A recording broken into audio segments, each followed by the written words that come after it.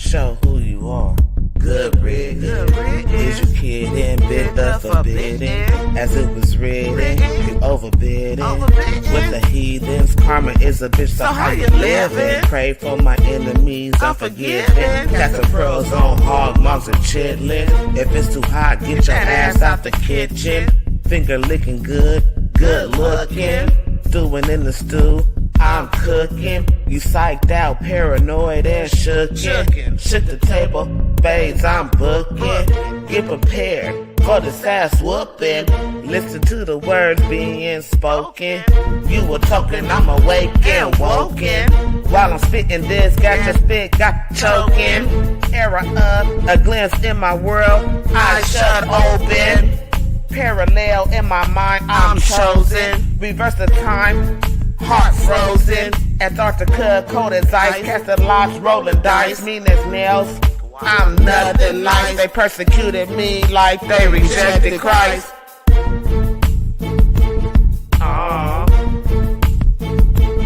Hey. All right. Good evening, everyone. This is Bika Wash, and we shooting the shit. And tonight we got some panelists here. But first, I want to just go over with you guys. What we're gonna be talking about. So we're gonna be delving into the powerful theme of resilience and overcoming adversity. We will explore the notion that our mindset plays a pivotal role in how we navigate through life challenges, especially when dealing with trauma. Our guests will possibly share personal stories, insight, and practical strategies for cultivating a resilient mindset, challenging the belief that defeat is inevitable. I also want to start with this poem real quick, and then I'm going to introduce the panelists. And it's called The Man Who Thinks He Can. If you think you are beaten, you are. If you think you dare not, you don't. If you like to win but think you can't, it's almost a cinch you won't. If you think you'll lose, you lost. For out of the world we find, success begins with a fellow's will. It's all in the state of mind. If you think you're outcasted, you are. You got to think high to rise. You got to be sure of yourself before you can ever win a prize. Life's battles don't always go to the stronger or faster man, but soon or late, the man who wins is the man who thinks he can. And that was written by Walter D. Winter. Okay, you guys, coming to the stage, we got the Hitster, the Hitman Hitster on the stage. How you doing, Hitster? I'm fine, and yourself? All right. And then we have the Honorable T. Lachey. Hello, T. Lachey. Hello, how are you? Hi, Theron, how are you? I'm fine, and yourself? I'm And good, thank you. yeah, how you doing today, T. Lachey? You good? Good? I'm good, how are you? I'm good. And then we got the spiritual gangster in the house, Goddess Honest. Hello, Goddess. Hello, loves. How you doing today? I'm beautiful, divinely guided and protected, and you guys. Oh, All right. everything is copacetic over here. I say. So, I'm gonna just mute mics as I ask the question, and then because of the background noises, and then after that, you guys can unmute to answer once I call you, and then you guys can discuss amongst yourself. So I decided to do the show because people tend to take no for an answer, or to allow themselves to be defeated, and they just accept it. And I find it kind of problematic because I've once been there, and I know that if I would have known then what I know now, I would have never accepted a no, right? You ever heard that saying where there's a will, there's a way? Yes. Yeah. So anyway, have anybody on the panel ever dealt with personal defeat? And if so, how did you handle it? I'll start with you, Hister, since your mic is not muted.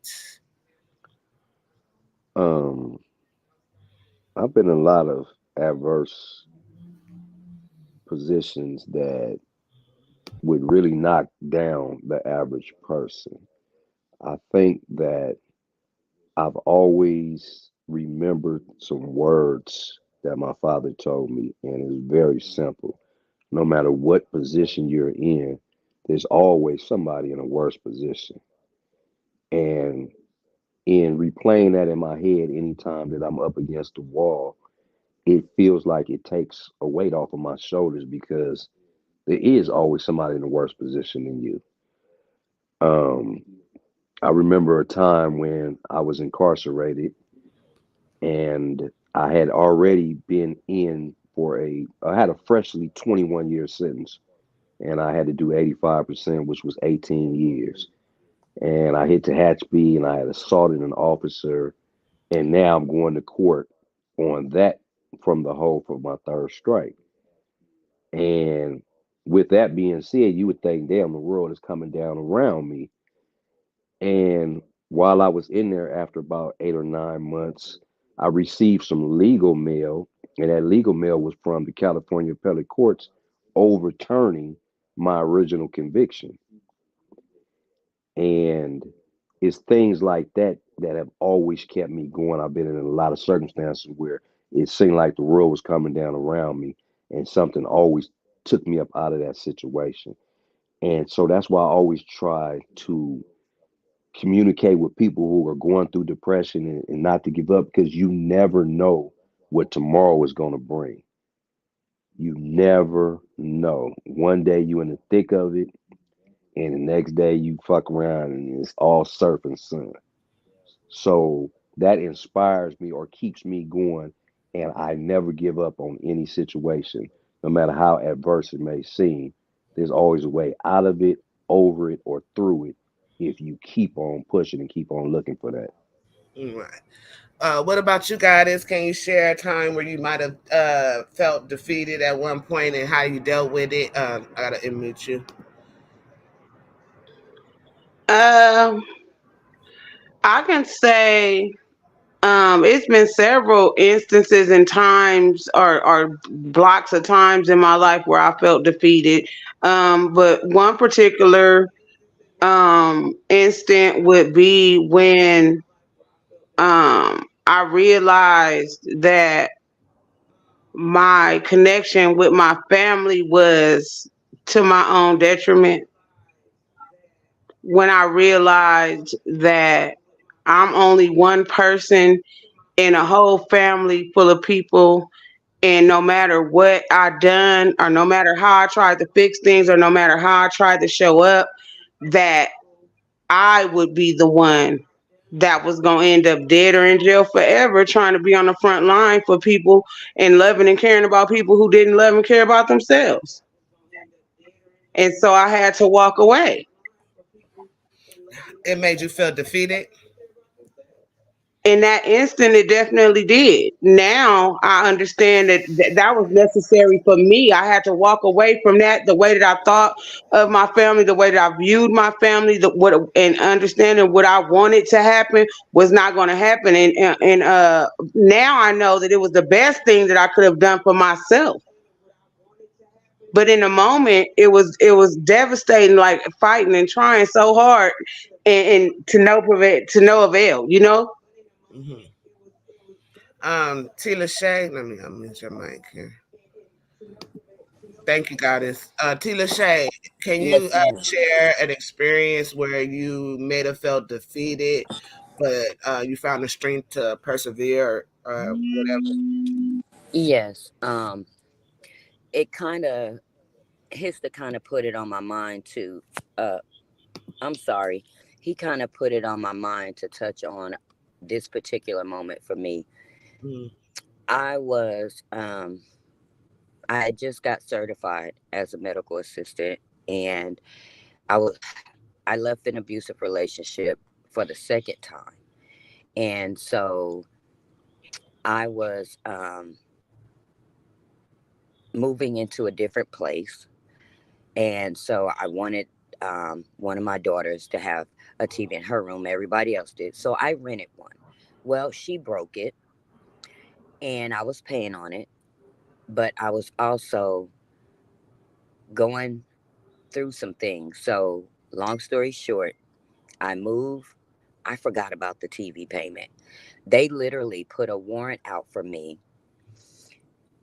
They caught up with me when my daughter got pulled over. I went to go get the car, and the police were called. Surely other police were called because they were men and they pulled my daughter over, but got my name. And long story short, I ended up going to jail. Well, for me, being a woman and a black woman sitting here in a courtroom over a broken TV that I forgot to pay on, the attorney that I had literally was going to let them charge me with embezzlement. And I said, no, I know what that means. I didn't steal or take anything for my own personal gain. Mm-hmm. So they charged me with um, returning failure to return rental property. Now, property they knew was broke. It was damaged, gone. But where the defeat came in at was that I was a single mother at that time of 6 girls. And I went on 11 job interviews that turned me down because of that background. Mm. And I truly felt defeated in that moment Mm. because I called myself in that moment, getting a trade, turning my life around. But here it is, this one thing shut me completely down. And I've never been turned down from a job before. So that in that moment, I felt defeated. Mm-hmm. I said, I kind of almost feel like I know what these men feel like sometimes when they come out of this system and they get caught up. But yeah, in that moment, that was very defeating for me. Oh, I got so many stories, y'all. I don't even know which one to start with. um, well, I guess I'll start with because this one was like a catalyst. Like it caused so many things to happen over time. And so, I come from a family where we got to have our credit on point. We got to pay all our bills on time. And if we don't, we're shunned on. So I really maintain that on myself. So I found this place. It was like one of those tax cut credit places where they go by your income. And at the time, it was a good deal. I was paying like $900 for like a 3-bedroom for me and my 3 children. So me and the manager, we had a good rapport with each other, but they changed ownership or management or something. And it was this white lady there, and she used to harass me. And during this point in my life, like I was wholly filled with the Holy Spirit, knocked down Christian, like I didn't smoke, I didn't do nothing. I was just like, I wasn't having sexual relations. I was just pure, I was like purifying myself during this time of my life. And so the lady kept knocking on my door talking about she smelled marijuana. And I'm like, well, how could you pinpoint my door? You know what I'm saying? Like, I don't smoke. Nobody in my kids was little. They was like maybe 8, 11, and 2 or something like that. I'm like, no, So the lady, she started raising my rent. And I would be like, maybe because I was struggling at the time. I wasn't making a whole lot of money, and so she raised my rent to maybe like $1,100. So I was like maybe $30-$40 short. But I was like, well, here, take this. I'm working because I was going to school and working from home and stuff. So I was really like, with the school books, having to pay for all this stuff. It was kind of a struggle. So I was like, I was being like $30 short. She refused to take the majority of the money, right? So she decides to take me to court or whatnot. And thank God that I had the rapport with the other manager, but she could barely speak English. She was Latino. So when I went to court, I told the judge, like, yeah, I tried to get a lady. He was like, well, can you make a payment plan or whatever to pay the rent or whatever? I said, sir, I've attempted to pay my rent several occasions and this woman denied to take my money. And so he asked the lady, was this true? And he asked the white lady said no, but the manager said C. Yes, she said C. They had an interpreter to ask her the question. She said C, and then they asked her again in English, and she said yes. Right. So everybody in the court, you could hear, like that's foul, right? So anyway, the judge didn't make a judgment that day. He said he was going to deliberate later. So like a couple of weeks passed by, and I get a letter in the mail saying that I got 90 days to move. So I assume they put eviction on my. I asked the judge, don't put an eviction on my record because I tried to pay whatever, whatever. And so I assumed I had a eviction on my record because they told me I had 90 days to move. So fast forward for 4 years, I literally would go and apply for apartments and everything. Now by this time, I'm in nursing school. At first, I was just doing my general education. I'm in nursing school. I'm trying to get my life together. I'm working with the county and everything. So I had the money. It wasn't like I didn't have the money. So, but I kept getting rejected because they was kept showing up as eviction, as eviction. So then I had to just say, okay, I had to move in with family, whatever. I accepted it as an eviction, never tried to fight it or nothing. So then one day when I was looking for a place, I just so happened it was a friend of a friend that I work with. And so she let me look at the paperwork on why I say that.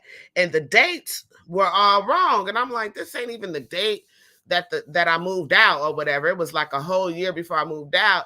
And I'm like, how is that even possible? She said, well, you need to go check it out. So finally I went to the court, and it was a mistake. It was a office mistake or whatever. So, anyways, I know that was a long story. But, anyways, I accepted defeat for 4 years.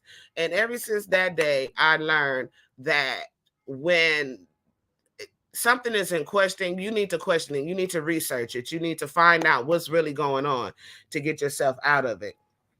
But anyway, that came off of my record. No evictions on my record. And to find out the lady was racist. And recently there has been a class action lawsuit against the lady. So they've been sending me like little small ass checks from that whole situation. Hold on. So I wasn't the only one she targeted. Anyways, let's go to the next question because that was a mouthful. Well, I did want to bring up some key terms as well, but I'm going to just go to the next question. What does resilience mean to you personally, and how does it play a role in your journey to overcoming any type of past trauma or anything like that? I don't want to say trauma. Guys can answer. Tila Shay? I think resilience is everything, but it does start for me with what you believe about you. What do you know that you have in you? What are you motivated for? What does your life mean to you? And resilience is everything, to never give up. Know that we're here for a purpose. We're not just here to be here. Mm-hmm. Right. Uh, Hister, Yes. what does resilience mean to you? I mean, it's just always finding a reason, a purpose to keep moving. As long as you have that, you're going to keep going. There's always going to be some shred of hope that can keep you going. Mm-hmm. Some type of inspiration from somebody, something that you use to keep pushing. Okay. Oh, that's not doing what I wanted to do. Okay. So I did want to share with y'all some key terms here. Then we're gonna go forward and talk about what are some things to combat these things that we deal with. Um, because this is from my messenger. So can you guys see that? Let's see if I can make it bigger. A little bit. A little bit. I can make it Okay. bigger. Can I make it bigger? Failure to combat, yeah, you've made it bigger. Okay. Okay. So failure. Okay. Oh no, this is not it. I didn't want to go through the let me see. I'm sorry you guys. Those are the resolutions. I'm sorry. Let me do it like this. All right. Those are the resolutions that I had. I want to put up the actual terms here. So failure is the lack of success in achieving a desired goal or outcome. And then you have setback, a temporary or minor obstacle or reversal in progress.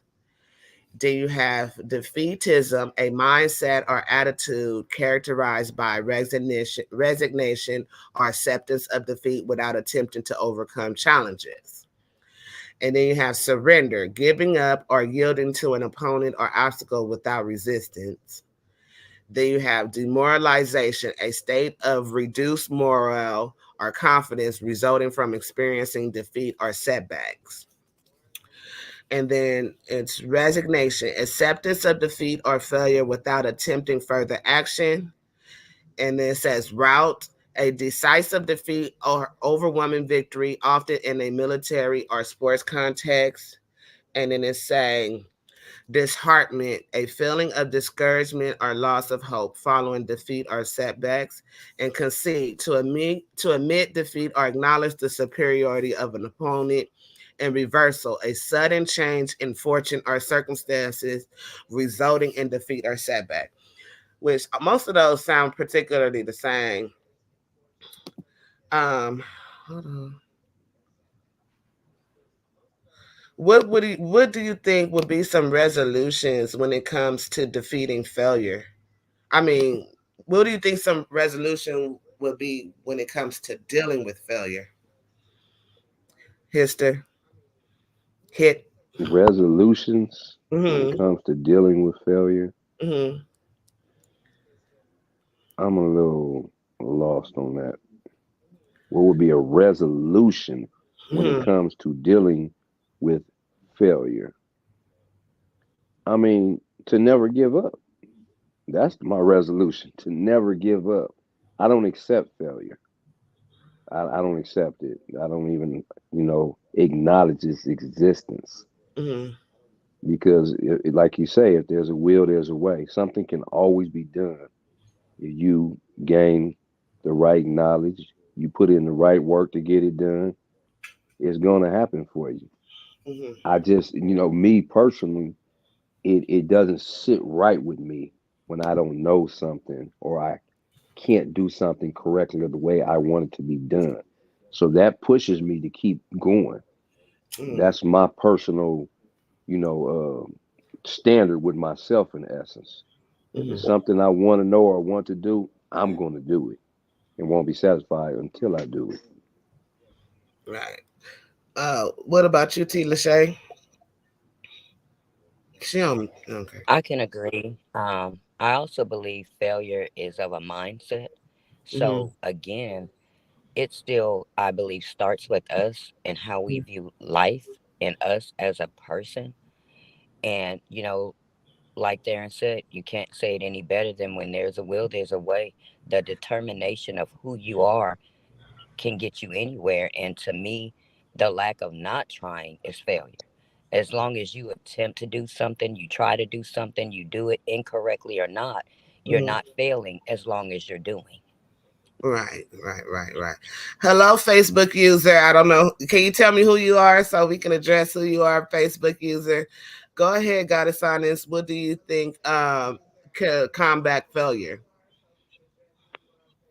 I'm sorry, ma'am. I was on an important phone call, and so I kind of had tapped out. Yeah, because I had a long story that was making Theron go to sleep. You were making me go to Uh-oh. sleep. No, I'm That good. sure is interesting. Oh, hey Marika, how you doing, sis? Yeah, so I just now went to the next question is what do you think can combat failure? Like, what could you do to what kind of resolution do you think can combat failure? Well, for me, failure is, it depends on what failure means to someone. Because to me, different mindsets look at it differently. For me, I look at a failure like attempting something and it not working out in my favor or the way that I intended it for it to work out. It just gives me another opportunity. It teaches me what doesn't work, but it doesn't stop me from seeking a way that does work. You see? Mm-hmm. Okay. I got everybody's information on that one, right? For me, yeah, I agree with what everybody said. When you feel like you failed at something, failure to me is a temporary outcome to something that maybe you just didn't do it right the first time. And so you got to go back to the table and say, okay, what could I have done better and what can I do going forward? Cuz the insanity is just doing the same thing over and over again, right? So you want to Hmm. change it up a little bit, change it up and try to execute it. You got a plan A. Plan A didn't work. Let's try plan B. It can't be the same plan over and over again, though. You get it? So I feel like to combat it, you must learn how to see where you messed up at and try to fix that part. Um, Hmm. I let's thought you see. muted my mic. Who me? Yeah, I'm all coughing and things, all loud. Oh, I didn't even hear that. Sorry, I was Yeah. just running my mouth right now. Okay, let me go to the next questions. I think okay, because I don't want those questions there. Hold on, give me a second, you guys. I also want to share this other motivational quote. It says, "Do not fear the winds of adversity. Remember, a kite rises against the wind rather than with it." So that's something that I kind of live by. Um, I got techniques. I think I messed up on my questions, y'all. Okay. So one of the questions is the concept of self-defeating thoughts is often mentioned in discussions about resilience. How can individuals identify and challenge these thoughts to foster a more positive mindset? Did anybody get that question? The self defeating. Can you read the beginning of it again? So the concept of self-defeating thoughts is often mentioned in discussions about resilience, right? How can individuals Hmm. identify and challenge these thoughts to foster a more positive mindset? So how could you stop yourself from saying, "Oh, just beating yourself up," and having a more positive mindset? Okay, like being more optimistic instead of pessimistic. I believe in, once you acknowledging that you have those types of that type of mindset, I believe that it's instrumental to, what I would call retraining your brain, because I had to do it myself, during my healing journey. It was integral part of it, to every time I have a negative thought, acknowledge it and replace it with a positive thought repetitively, daily, throughout the day, to where eventually I could just stop myself in just a blink of an eye, and eventually just have mostly positive thoughts. Hmm. Right. So I call it retraining my brain. Yeah. Um, Theron. Yeah, I can second that. I've always said that we've been brainwashed, and we have Hmm. to deprogram and reprogram. Hmm. We aren't taught to succeed. We aren't taught to keep pushing. We aren't Hmm. taught to be, to embrace positivity. Everything in life that was given to us is negative, It's to be looked down on. So that's the way our brain operates. We have to get out of that mind of thinking like that and always looking at the negative side of things. So we do. That's what we need to do. We need to reprogram and look for everything positive. There's always something positive. There's always a positive outlook in every situation, no matter how it may seem. Things seem like they're bad. Things didn't work out. But guess what? If it didn't work out, then that means that there's something that's going to cause it to work out. Find that route. Just because it didn't work the right way that time doesn't mean you was doing it right. So then you learned I didn't do it right. So next time I'm gonna do it right. I'm gonna look for the right way to do things. There's always a positive road in everything. And that's just the way you gotta think Absolutely. about it. I agree. I was going to address this Facebook user. I think this is Marika. She said failure is neither an attempt or a choice at trying. Yes, that's something that I learned a long time ago. Nothing beats a fail but a try. That's one of my mantras. Do anybody have Hmm.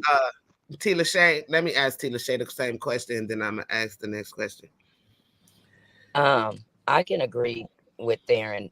The deprogram has to come first because no matter if a person can sit and believe what they're in that moment thinking, then it's deeper than just something you can try to do. It's not going to work. Mm-hmm. It's pretty much the way we do everything is the way we do anything. So if that's your mindset in that moment, it's probably the mindset at a lot of things.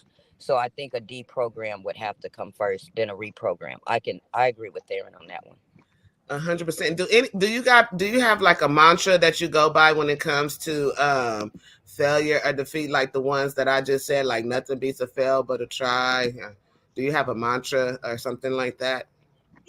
Well, Mine for just me, it's like if you don't, I say, the only thing that's guaranteed is that what it is that you want to acquire, you will not if you don't try. You see, the only thing that's guaranteed is it not happening. Right. What about you, Hister? question everything white folks say. I'm gonna keep it 100. I don't believe nothing no more. Everything's questionable to me. And I have Absolutely. Had this conversation too. I was like, yeah, yeah. why did he Absolutely. Because get I have me a into thing it? with a friend, and I tell her all the time, your truths are not my truths, and the only Hmm. truths I know are the truths I experience. Just because you tell me something happened, don't make it my truth. That was your truth. So Hmm. if it didn't happen to me and I didn't experience it, then I'm gonna question it. I don't give a damn who it is. That's what white folks have I'm taught with me you to on that. question everything I'm because with they you have on that. lied to us since the beginning of time. Things that we grew up Hmm. thinking what was really wasn't. Hmm. So I question everything now. I don't care who it comes from. I'm Hmm. questioning it. Yeah. Marika said to never doubt or second guess your feelings, circumstances, or situations. Right. Do you have a mantra, T. Lachey? Nothing is out of reach. Can't is not in my vocabulary. That's right. Yeah. My baby girl, when she was like 2 or 3 years old, she whispered in my ear and she was like, Mama, there's no such thing as you can't. I was like, wow, that was very prophetic for her to tell me Your that. baby, yeah, your babies be teaching you. And so, definitely, where there's a will, there's a way. Okay, let me hide that. So the next question, what was it going? How do you handle criticism? How do you handle constructive criticism or feedback, negative feedback after facing defeat? I don't think that any criticism is negative criticism because sometimes we lack self awareness, and most oftentimes we won't be able to acknowledge some things about ourselves that gives us an opportunity to improve things about ourselves unless it's pointed out. Mm-hmm. Darren, how do you handle constructive criticism or negative criticism or feedback after a defeat? Well, first I try to decipher if it's constructive or not, or it's coming from a hater and what their objective is. But if it's constructive, like how you have your third eye, it'll ring true in your conscious in essence. Mhm. You know what I'm Mhm. saying? And that's what I base off of. Mm-hmm. Tila Shay. um just to self-reflect, can I see it? And like, Mhm. Theron said, if you'll know if it rings some truth or not, in order, if it's something that you would be able to identify with. Because even if you don't see it, when someone points it out and you reflect it, you at least might be able to see it in that moment if it's really there. Mhm. Mhm. My answer would be all them motherfuckers is crazy except for me. We I can don't give a tell. fuck what you say. We know. I don't Hmm. care. This is what came to me. This It's is obvious. what I was downloaded with, and this is what I'm gonna execute. And if you don't like it, don't try to jump on the train when the train gets moving. Peace. I'm out of Yeah, here. You yeah. know I'm what? your friend in real life. Really quick, Theron is always on here eating on something or drinking something. When you gonna share with the Hey, party? hey, Costco sells these chocolate churros. They are so bomb. Man, Oh you a my sweet God. fanatic. I remember the last show. He had a big old Slurpee. What else he had on the last? I just He got All of finished had them eating some damn Dutch apple sweets. pie Where's with your whipped cream. water? Where's Hey, your water? water. I got my Water and Snapple right here. water and put some chlorophyll in it while you doing all that. I got my Snapple. He got his snapper. Mm, You know the mm. Ku Klux Klan makes snapper. Do they? Oh goodness. That's what they Congrat- used to say. I don't know. I, Congratulations to them. They got my money. They told me it had pee in Oh, damn. it. I buy them by the case. It have yeah, he is years. healing. You know.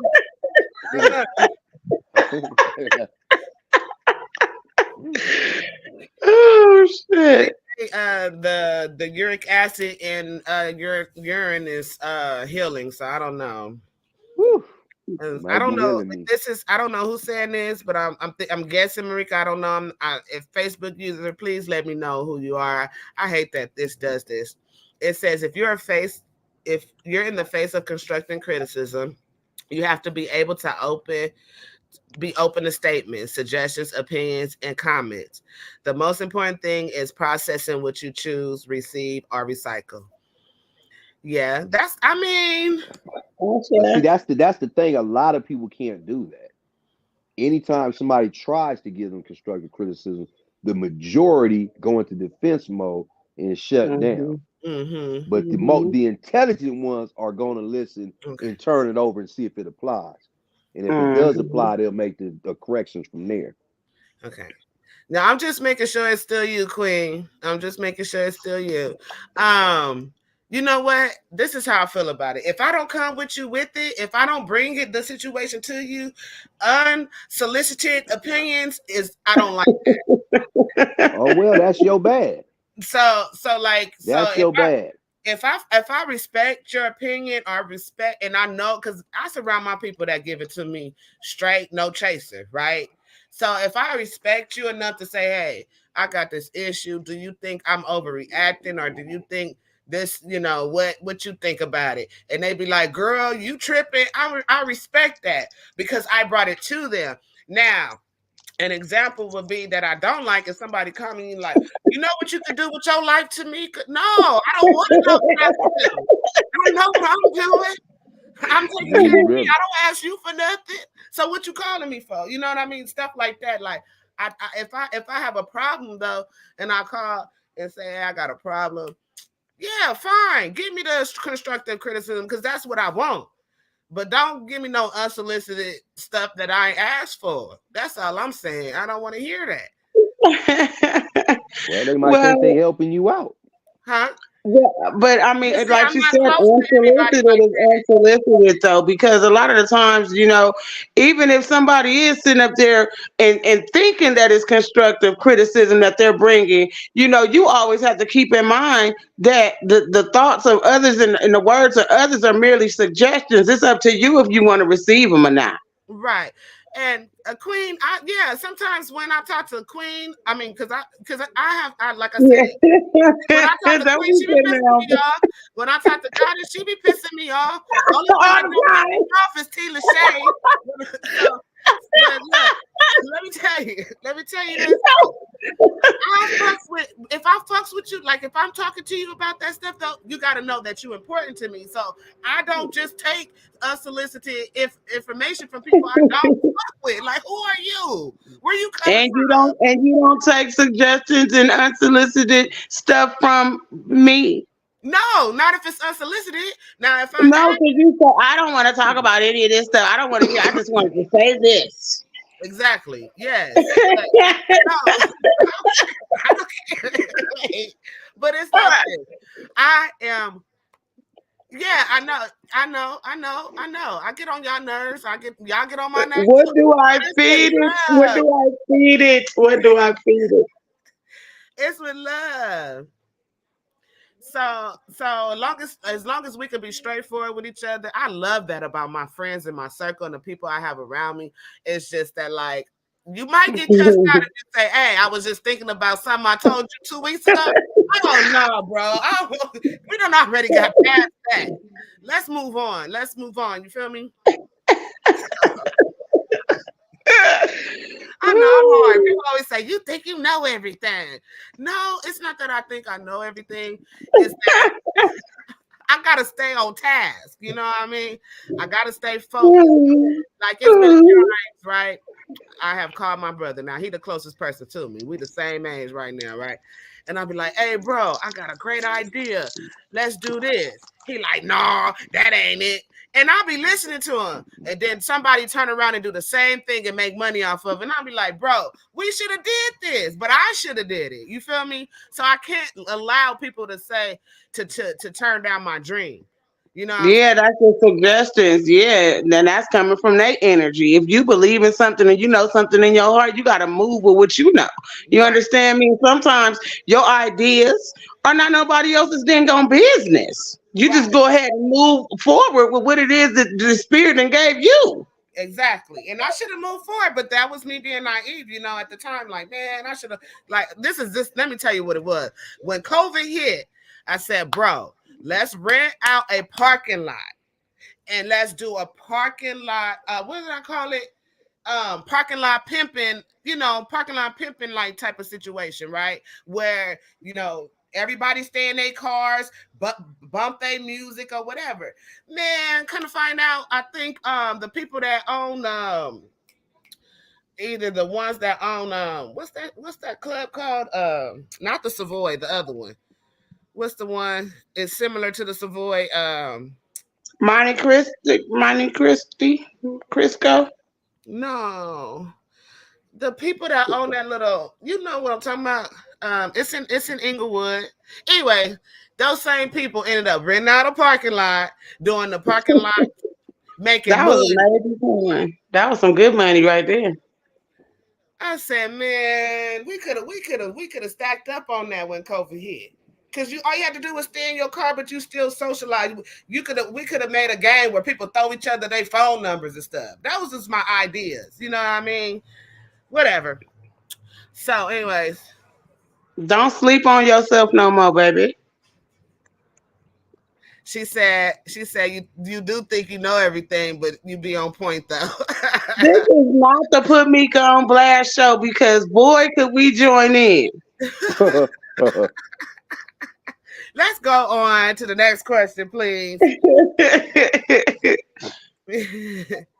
Can you share any? Oh, wait. What advice would you give to someone who feels stuck or hopeless after experiencing a major defeat? I'm gonna start with T. Lachey since she's been quiet. Um, to just kind of analyze what they Speak can up. I do. can't hear you, T. Lachey. Your mic is she, low. To just she kind of echoing. analyze. It's probably because I couldn't get back in on my phone, and I'm in my car, so now it's Oh well, kind of let's mute the mic. static. Go ahead, T. But Lachey. I would say look at what they've done and see how they can redo it differently, and just to never give up. You can't be defeated by trying your own thing. You got to keep up and keep going. Again, it's what it means to stay where you are and not giving up. Okay, Hista, what advice would you give to someone who may feel hopeless? Once again, always remember there's somebody in a worse position than you. If you can understand that, that can humble you. If you believe that, you crying about your car being crashed or your car broke down. Mm-hmm. People ain't got no cars. Mm-hmm. You know what I'm saying? You crying about the heat in your house not working. There's people sitting sleeping outside. It's always somebody in a worse position. Always.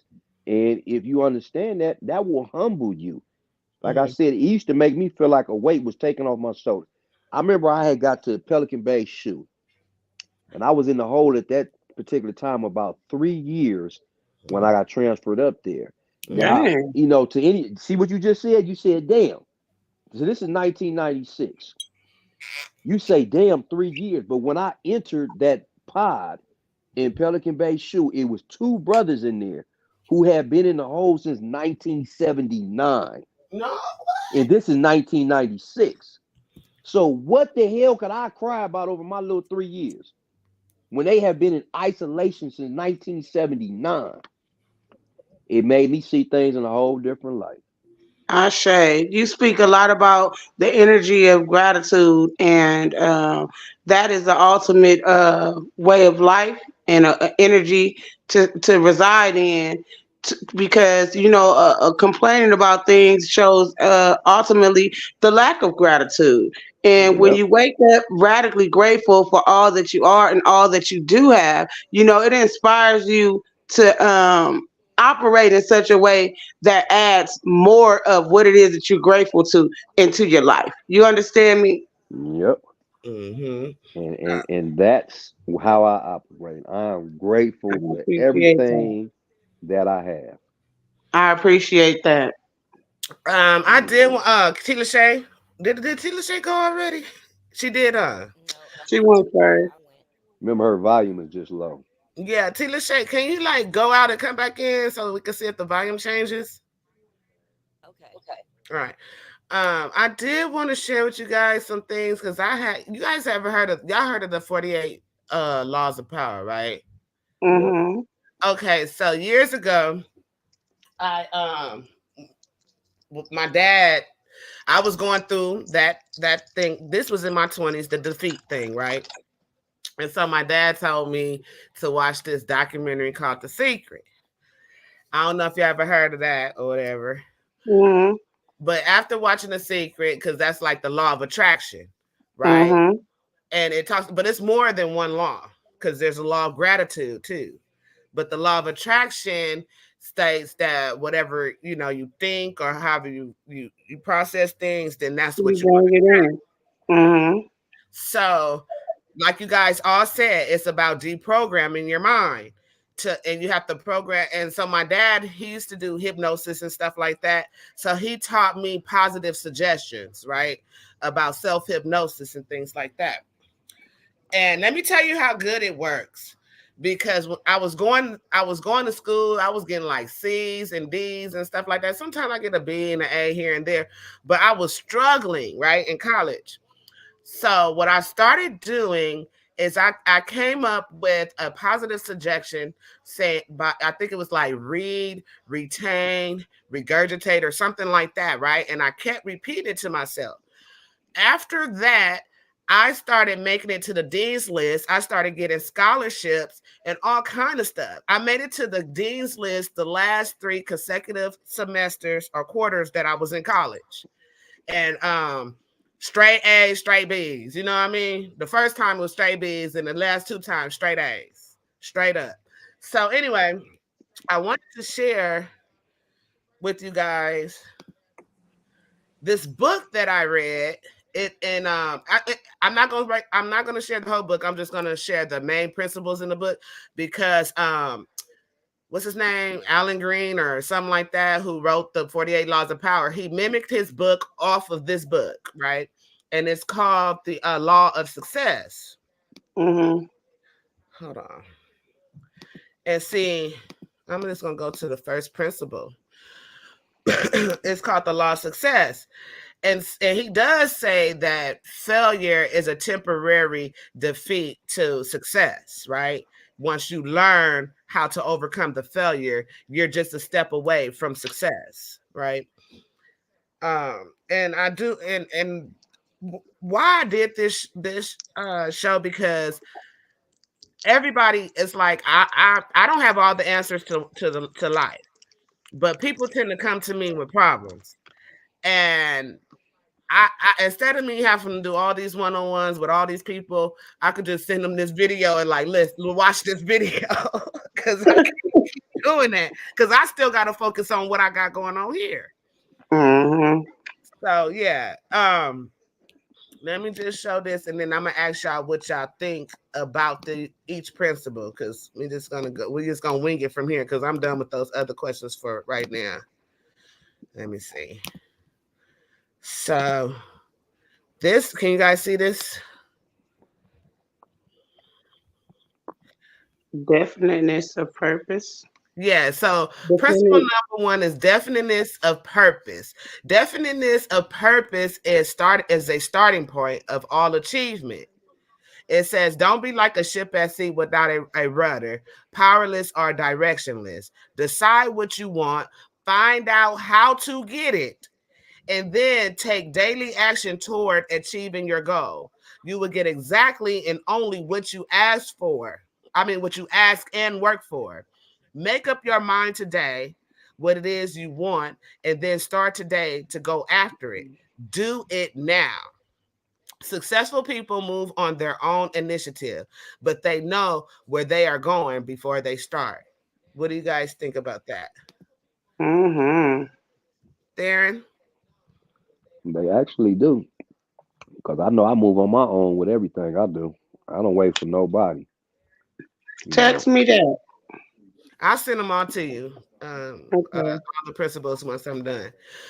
I think that's very important, and then too, um, when you're working within a group setting too, that's very important. Everybody have to have the same. This is definite of purpose, but it's also called chief aim as well. When it's in a group category, it's called a definite chief aim. So everybody in the group will have to have the same goal. You know what I mean? Mm-hmm. Doesn't mean that they have to do the same job to get that goal. Everybody have a part to play in getting the goal. We got to really be clear with that. So the next one is creating a mastermind alliance. Wait a minute. Can you guys see that? So the principal mastermind alliance. The mastermind principle consists of an alliance of two or more minds working in perfect harmony for the attainment of a common, definite objective. No two minds ever come together without a third visible force, which may be likened to a third mind. When a group of individual minds are coordinated and function in harmony, the increased energy created through that alliance becomes available to every individual in the group. No man can become a permanent success without taking others along with them. How do you feel about that? True. Hister? it's definitely true. I've been meaning to make a meme. I haven't got a chance to make it, but it Mm-hmm. was basically going to state that I'm in the position I'm in because of my friends and family. I didn't do anything on my own. A Mm-hmm. lot of people always like to try, oh, I got it from the dirt. I did it all by myself. We don't do shit without the help for somebody. Thank you, Mm-hmm. Hester. Nobody is that damn independent. And We I have know you ain't gonna like this, Hister, but Jesus Christ didn't even do it alone. He had 13 people riding with him. I'm yeah, you just know, saying. but you gotta be able to give credit and understand everything. You know, even the help of so-called enemies helped Mm. me get to where I'm at Oh, and that's a attain good the knowledge that I have. You know what I'm saying? So everybody Mm-hmm. has played a role in getting me to where I'm at. I didn't do anything by myself. Mm-hmm. You one. know, Right. so I agree with that statement. What about The you, T. mastermind Lachey? alliance. T. Lachey, is she there? Can you hear me? She up there. T. Lachey, what about you guys? Did you say answered it? No, I didn't answer it. Just coming from an energetic standpoint, I definitely agree with that because I know the power of the mind, and I understand the power of your electromagnetic field. If you're all vibrating along the same frequency and you're all putting your energy towards a common goal, then it's going to magnify it, and so you're going to achieve it. You see, with the energies of others, you know. Mm-hmm. So Definitely. yeah, I will. And so, it reminds me of that ideology of it's too many chiefs and not enough Indians. And even the chief is an Indian. I'm just saying, the chief is a representative. He's not like he's the voice. He's not like almighty, all powerful because it's the people that put in their words and the chief articulate those words. You feel me? Mhm. So you know, like we talked about leadership on another show we did on Paradigm Shift. I think it was Paradigm Shift with A1 and it was A1 and somebody else. Takari. You guys don't know that. But they were talking. A1 has stood this position that we don't need leaders, and I think people get the word messed up when we talk about leadership because even though some of the black people that were leaders were executed, um, they're not the people. They are the people, but they're not the people. They're an individual that's working for the people. So Mhm. they're the they're the voice of the people, but we're the people are the ones that give them that voice. You get what I'm trying to say, or am I don't know, Mhm. talking in No, circles. it makes sense. Make it make sense for me because I'm trying to get it out there. I don't know. So let's move on to the next principle. Is Tila Shay here or she left again? She gone No, I again. don't see her. Okay, I don't like the way I did it this time. Let me see. Let me go to the next one. The third principle is applied faith. Faith is a state of mind which may develop by conditioning your mind to receive infinite intelligence. Applied faith is the adaptation of the power received from infinite intelligence to a definite major purpose. Both poverty and riches are the offsprings of thought. When faith is added to thought, the subconscious mind instantly picks up the vibration, translate it into spiritual equivalent, and transmit it into infinite intelligence. Faith is the only agency through which the cosmic force of infinite intelligence can be harnessed and used. You can do it if you believe you can. What do you guys think, Mhm. Absolutely, Hista? absolutely, because you putting the emotion behind um the ideal or the goal that it is that you want to manifest. So if you can manifest anything with the knowing or the belief that it's possible, right? Mm-hmm. And so they're pertaining to that. That's what's going on there. Like you can sit here and say you want something as much as you want to, but if you don't believe that you can acquire it, it's not gonna happen. Thank you so much, Coffee Culture and Comparative Mythology, with your long name. Mhm. Yo, I love the topics you all cover. We become what we say. Keep doing your thing, Mika. I love this type of content. No problem. Thank you. I say. What you think, Darren, about fake? Because we've had these discussions. Well, I He folded mean, his arms. Wait. Let me put you on. Let me put you on solo. well, listen. I listened. I listen. I listened very carefully to your definition of faith, hmm and I can agree with that. hmm See, because it didn't play into anything other than your manifestations of doing things and believing that you can Uh-oh, do it. you breaking up. Hister. I'm breaking up. Uh-oh. And that's on your end. He sound clear on mine. Oh, okay. Maybe I'm breaking up. They is in there doing stuff. I'm sorry, Hister. Okay, maybe I have to rewatch what you said. I'm sorry. Hmm. Unfold your arms. You was looking guarded and stuff. Yeah, who you was agreeing with? Her or me? No, He is agreeing with the definition. Oh, I was okay. agreeing with the definition, but I was also agreeing with you and what you said.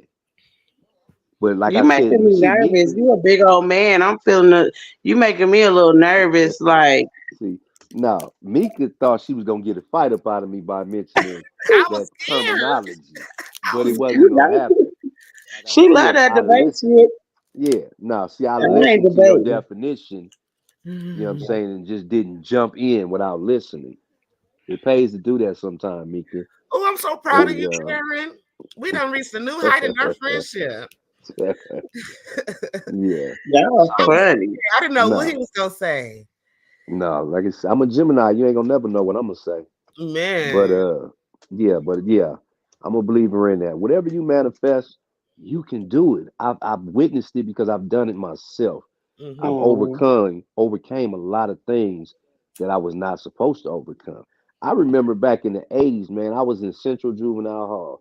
And yeah, a lot of my stories are going to refer to some type of incarceration because We're just a career criminal with, that's what I honey, the was. I mean, outcomes that people wish that they could dream of, honey. and, Come on and, through with your and yeah, inspirational I self. mean, because in all honesty, I caught my first criminal case when I was 10 years old. Mm-hmm. And it went on for the next 30 years. Mm-hmm. So at that point, like I'm saying, I was a kid, and my father came to visit me in Central Juvenile Hall. And of course, at this point, I know that the paperwork couldn't have been what it was, but he had made me believe that I was signing life insurance papers because he said that he would be rich by the time I reached 18 because I might not make it there. So, I don't know if that was his attempt to be, scared straight or whatever, but he was like, shit, the rate you keep going, I'm gonna be rich real soon. And so, like when I say I've overcome a lot of adversities I've had, I mean, I've been shot. I've been to lots of things that have happened that I've overcome with my faith in believing that I could. I Mm-hmm. just never laid down for nothing. No matter what Mm-hmm. obstacle it was, my mind is thinking on how I'm gonna get over, through, or around that obstacle until it's done. So that's a form of faith that can be applied to that question. Ashe. I'm sorry. Oh, let me take you off a solo. Okay, you look at all What the you laughing at? You? Why? Because I said Ashe? Yeah, exactly. I ain't here to debate, honey. I Okay. said Ashe, and so I mean, so may it be, and so it's done. so it shall be done, and it is done. And so it is, and so it is. That's what I said, and I And can so I it can is. thug I can thug, honey, from way over here. You see, I can fight your big ass from way over here. Okay. She said from way over there, though. From Way over way over there. here. I'm way up in Lancaster. I ain't scared. That's cute. I'm way across them state lines, baby. I ain't even in your in your But look, goddamn state. he make frequent trips to your state. Be careful. Well, Be you need to stop dropping dimes on me. I know not to be a crimey with you. Oh, that must be Arizona, huh? Or You Vegas. see what I mean? She just dropped. You see how she just did that? You got to be careful. okay. Uh-huh. Can You you know I guys wouldn't do you like now? that guy is. He's a good guy. I see Tina Um, Shay back. Um, Can you guys oh, hear me? yes, I Okay. was ma'am. telling y'all Okay. Tina Shay coming back. I'm sorry.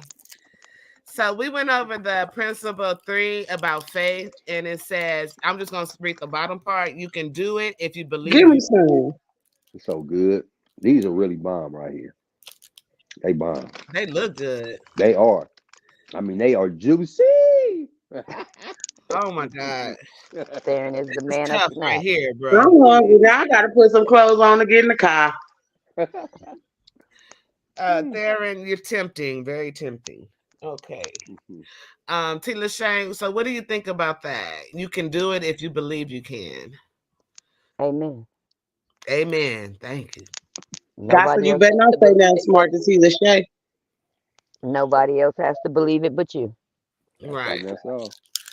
That goes back to that unsolicited information where they think that, oh, that ain't gonna work type of thing. Yeah.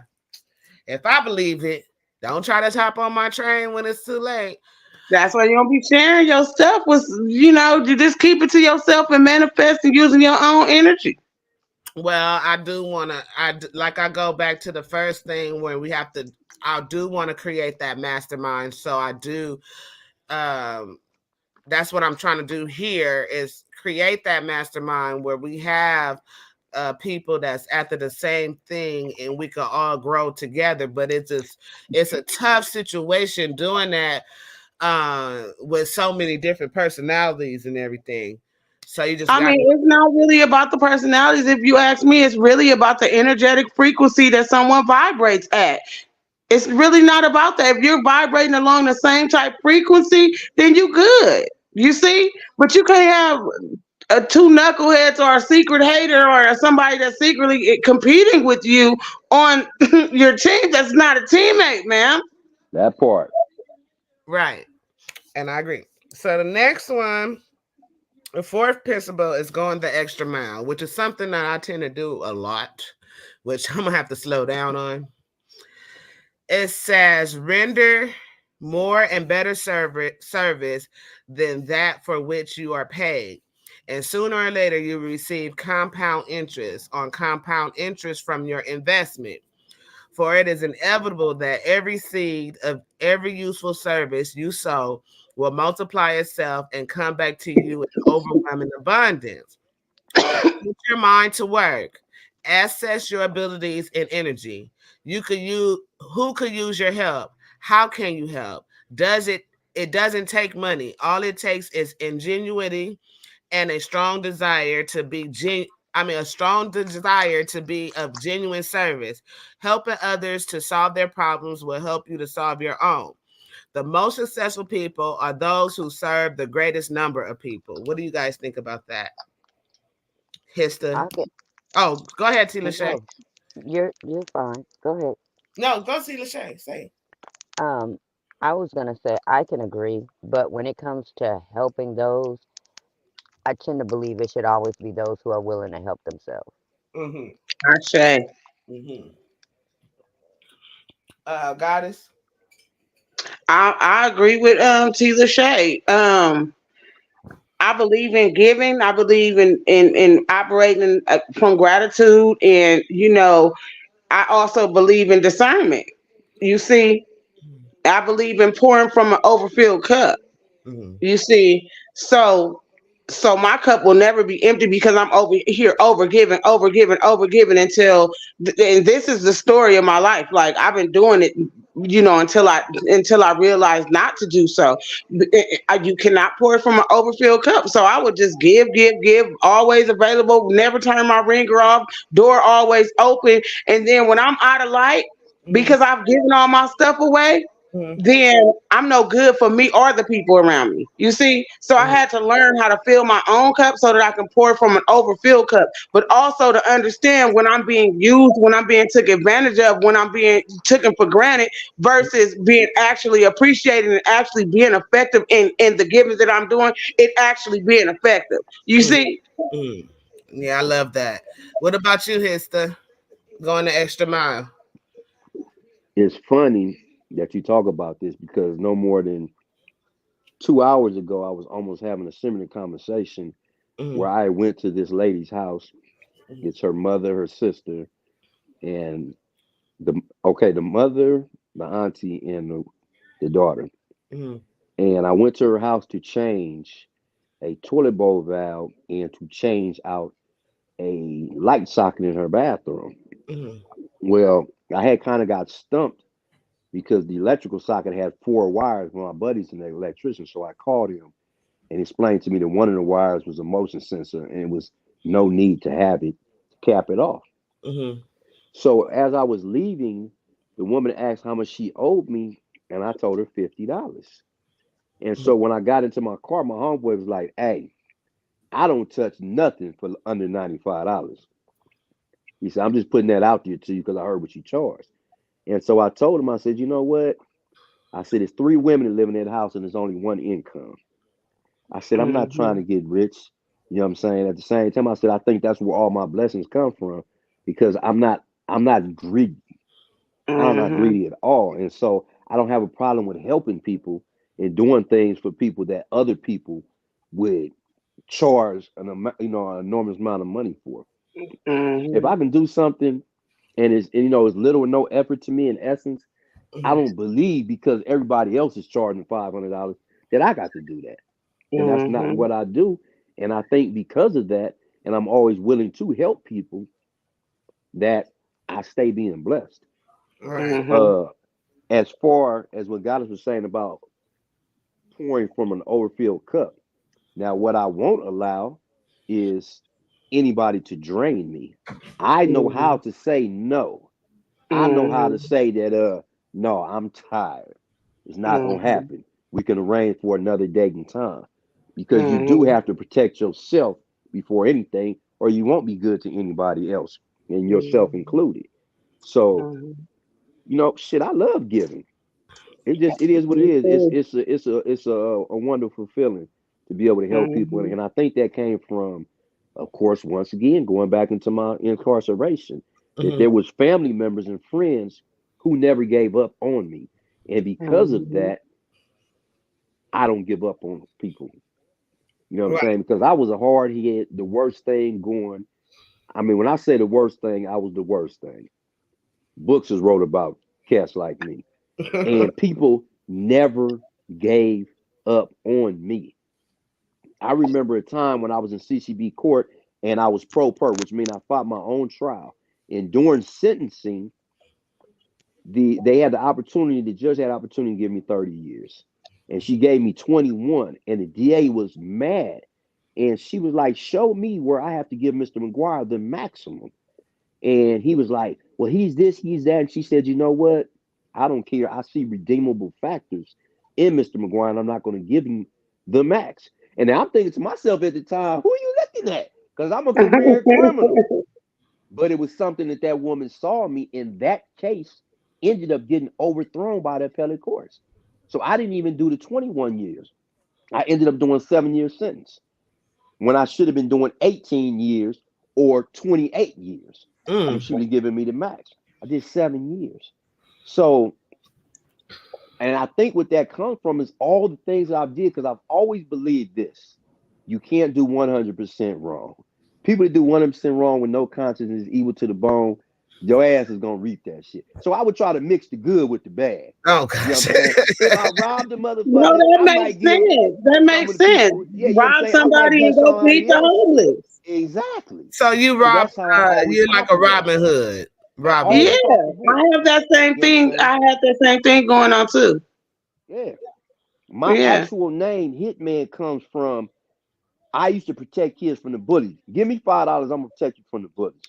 And Mhm. my mother had discovered my stash, and she had misinterpreted it and thought that they was paying me to go beat up people. So here she is calling me, talking to Gra had this little hitman, this little boy, this he a hitman, woo, woo, woo. And that stuck with me as a nickname. But it was through her misinterpretation. They weren't paying me to go beat up people. They was paying me to protect them from bullies because I Mm. don't like Mhm. bullies, and that's where he came from. I've always been like that. Mhm. Even though I was bad to the bone, I had a conscience. You know what I'm saying? And I've always rolled with the underdog in every situation. I'm gonna stop bullying you right now. I'm gonna stop bullying you right now. I'm still bullying him because he done bullied me I too ain't many. worried about you bullying me. I'm a bully. Yeah, I'm Aaron's number one bully. F yeah, From that. way over here. all that. Bully me. Yeah, I take Okay. that as a challenge. You hear from T. Lachey on this one already? I know. Yes, ma'am, you did. Okay, so let me move on because my mind. You heard my cries today, T. Lachey. Yes, I was ma'am. crying like a. Bring it in, Mika. Come on, come on, come on. You see this? Come I'm going. on. I'm going. I'm going. I'll keep going. I'm Bring it in.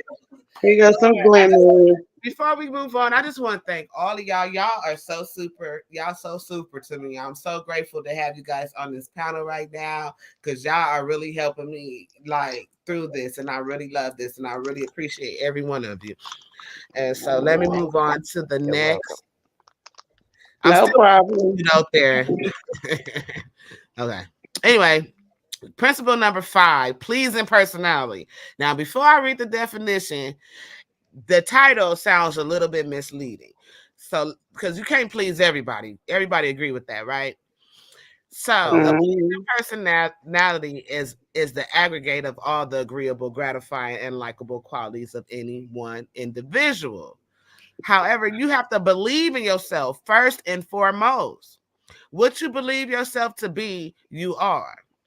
The attitudes you transmit to others will tell more about yourself than the words you say or how you look. Enthusiasm comes from within. It is a PMA characteristic. You can generate enthusiasm by your thoughts, feelings, and emotions. It is essential that you develop a pleasing personality, pleasing to yourself and others. So you have to be pleasing to yourself first, right? What you think? I'm gonna go with goddess on this one. Yeah, that's what I mean. By, learning love, learning self love, learning unconditional positive regard for oneself. You become that, you embody that, and you begin to admit that. You see, you can have all the ideas in the world, but if you don't have the unconditional love behind it, you Mm-hmm, see, it's not really going to materialize in a way that it can. You see? mm-hmm. Tina Shay. I agree. Um, we are supposed to love who we are as a person. Mm-hmm, And when we can exhibit that pleasing personality, it will draw in. And for me, it's real simple. It's the personality of the cool, calm, and collected. You know, you want to be able to generate that and keep that around you. Hmm. mm-hmm. Hester. What you say, huh? I don't strive to be a pleasing personality. I got three characteristics that I want to be known by, and everything else I brush my shoulders off of. Mm-hmm, People that know me know that I'm reliable, loyal, and honest. mm-hmm, Everything else, I wouldn't care about what you thought of me. But those three things right there will get your ass a fight if you try to contradict them with me, or you know what I'm saying, tell him by anything other than that. Those are the only three things that I'm worried about. Because to me, I feel like that's the best testimony, you know what I'm saying, for me, and that's gonna be my legacy. Is that I was honest, loyal, and reliable. mm-hmm, I'm there when I'm needed. I'm loyal, you know what I'm saying, to those that are loyal to me, and I'm honest no matter what the situation is, no matter who's watching. You know what I'm saying? I always, one of my sayings was the only people I lied to was the police and the judge. mm-hmm, Other than Hmm. that, I don't lie to nobody. You know mm-hmm, what I'm saying? Because I just feel like you ain't gonna whoop my ass. I done been in plenty of fights and I ain't scared to fight, so I ain't got no reason to be Hmm. lying to you. mm-hmm, And so that's how I'm known wherever circle I'm interacting in.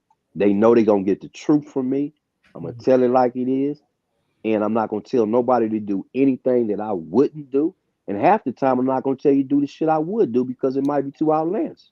I'm gonna always try to steer Hmm. you in the right direction, even if I per se wouldn't do that. I'm still gonna always try to steer you in the right direction and never tell you nothing wrong. But that is a pleasing personality according to what she just read. The way you sitting and the way you're talking, that exhibits a pleasing personality. That's why she said it was kind of misleading because when you Hmm. hear pleasing personality, it makes it sound like a people pleaser. But mm-hmm, that's Right. Exactly. not it. By what she Exactly. read, everything you said exhibits a pleasing personality because that's something that people would be pleased to be around. An honest man, a Absolutely. loyal man, a reliable man. Core Ain't qualities. fine man by it. I'm just saying. Yeah, Uh-oh. those are core qualities, you know. All right. Yeah, it is say believe in yourself first and foremost. So what you believe yourself to be, you are. You know what I mean? Absolutely. And so Hmm. Hmm. and back going back to what Goddess Anna said, whatever you believe yourself, you're gonna emit. I'm sorry, not omit, emit. So you're gonna emit that out to the world, and it should shine through, right? And I try to be a person. Well, I think I'm a person. I believe I'm a person of integrity and dignity and everything like that, with more morality and all those type of things. Um, am I pleasing to everyone? No, I'm not. And And you won't be. I can't be. And I ask me, do I give a F? No, I don't. I really don't. Absolutely, absolutely not. You know what I I'm saying? really don't. I get you. I get you on that. You know. You know, I've had, and let's go back to the constructive criticism because, like, okay, and you may not like it, but guess who do? You know what I'm saying? So if you don't Hmm. like it, oh well, I'm gonna keep doing me. Period. Hmm. Because it's Hmm. somebody out, it's always somebody out there that like it. I'm not here to please everybody. And maybe you might want to Absolutely. jump on the train later. Who knows? See, now I'm conflicted because of the advice that not the advice, but not, I won't even call it a criticism, but an observation about myself. I've been hearing it repetitively from people who I give a fuck about, Mm, uh, because of my respect for mm, them. You see, I mm, care about what you see, mm, especially if you feel like it's something that I can improve at, mm. that will further my effectiveness in the field of healing and helping others. Right. Now that Where goes is back the to believing. balance? Where's the balance of not giving a fuck and just being my authentic damn self? You see what When I'm you saying? Because believe I've in always yourself, operated. Hmm? hold on. Let me just say this: when you believe in yourself, you trust the people that you trust in, right? Because you believe Hmm. in yourself, you have surrounded yourself around people that you believe in as well. So Hmm. that's where you get your information from. Hmm. You're not gonna listen to people that you barely even know. You know what I mean? Absolutely not. Exactly. When it starts with believing in yourself, then you got to believe and trust that you chose the right people to be around you. Do you understand what I'm saying? Like, Hmm. for me, if I believe in myself, then I have to believe that I made the right decision when I trusted and married my husband. Or I have to believe that I made the right decision when I decided to have children because I believed in myself that much that everything that I did, it came to what I wanted and to the fruition to what I wanted. So the people that I surround myself around, I have to believe in my choices that I made to surround myself around them. I You say Yeah. So you did that.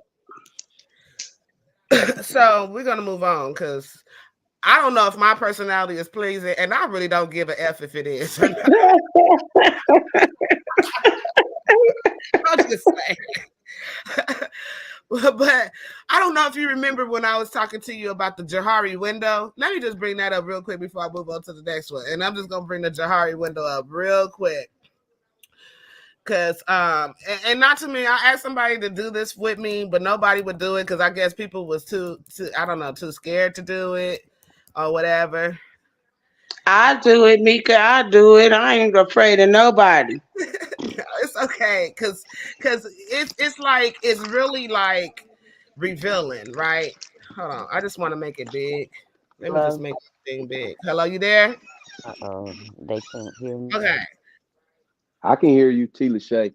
we can hear you, Sheila Shay. Let me share the You guys can Jahari talk. window real I quick. can you guys What'd she say? hear She binking out a little. me? It's a little echo, Tina Shay. Are you there, T? Oh, her mic is your mic muted, T. Lachey. Unmute your mic. I can't know it. Yeah, there you go. Okay, am I back now? Yeah. Yes, ma'am. Okay. Was you gonna say something? No? Okay. So the Johari window, this is real quick. So at the top of the, can you guys see the How little about now? Okay, now I can hear Mika. yeah, can you hear us? Okay. So the Johari window is what's not, so it's like a little graph, right? So I asked people to do the Johari window for me. This was years ago. I learned this in my business school when I was going to school for business because you have to have business communication. And so anyway, first it's what you know about yourself, right? And then it's what's not known to self. And then it's what's known to others, right? And then there's a blind spot between what's known to others and what's not known to self, right? And then what's known to others, which is could be considered a facade, and then what's not known to self and what's not known to others, this is the unknown. So basically, when it comes to the Johari window, it's basically about how you perceive yourself. Oh, these images look all screwed up. Let me see. Let me see if I can find a better image. Here we go. So, dang, they look so fucking blurry. Anyway, so basically, it's about how you feel about yourself, right? And what you know about yourself, and then how others perceive you. See, so I could think that I'm a person of integrity and dignity all day, and other people, but whenever I admit, people might think uh, downless, low down, dirty, whatever. you are whoever people want you to be in their mind. You are never who the hell you walk out your door to be.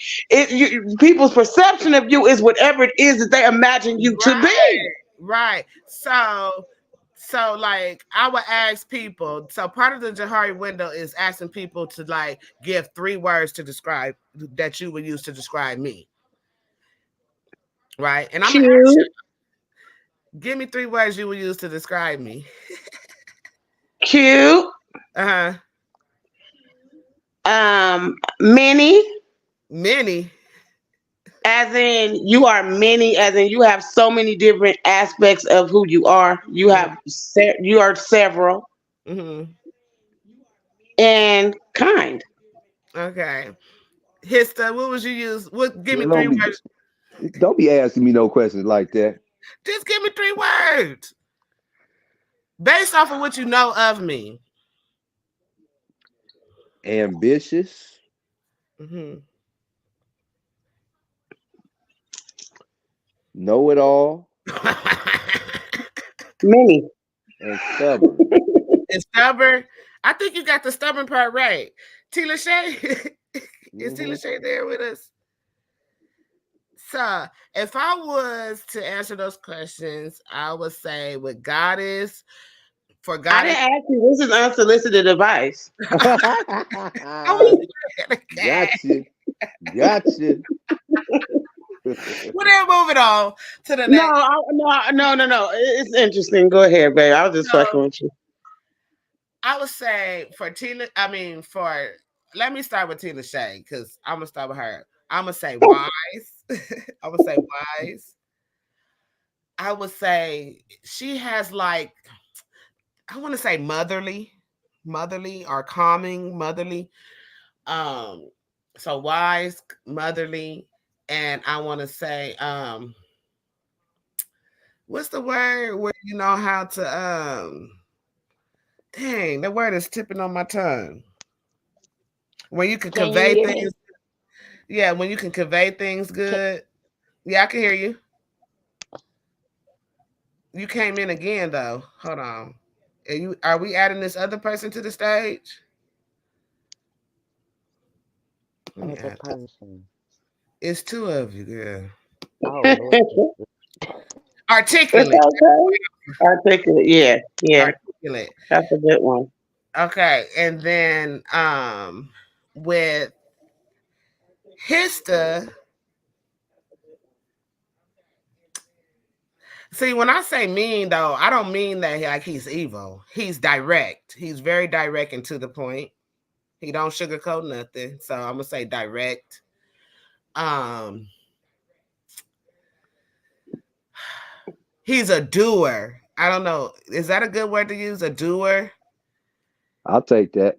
Um, I make shit happen. eh, And she he's done told him what state I live he's in. disciplined. Very disciplined man. Disciplined. Is I'll that be a in good? Arizona next week. Uh-oh. Mika.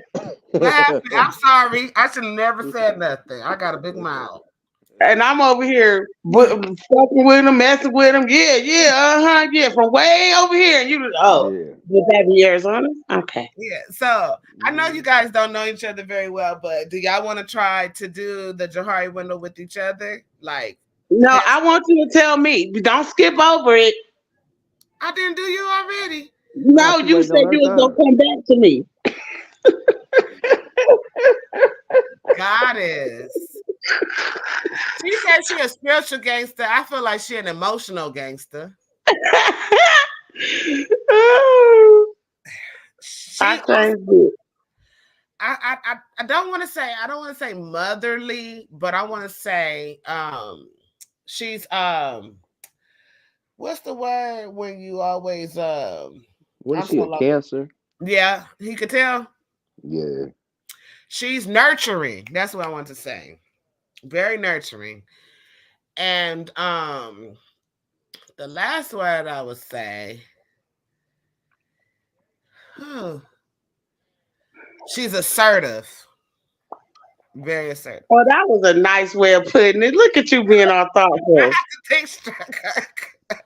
Assertive, nurturing. And what's the other one? Assertive, nurturing, and what was the first one I said? Damn it, I forgot. I took a shot and now I don't know nothing.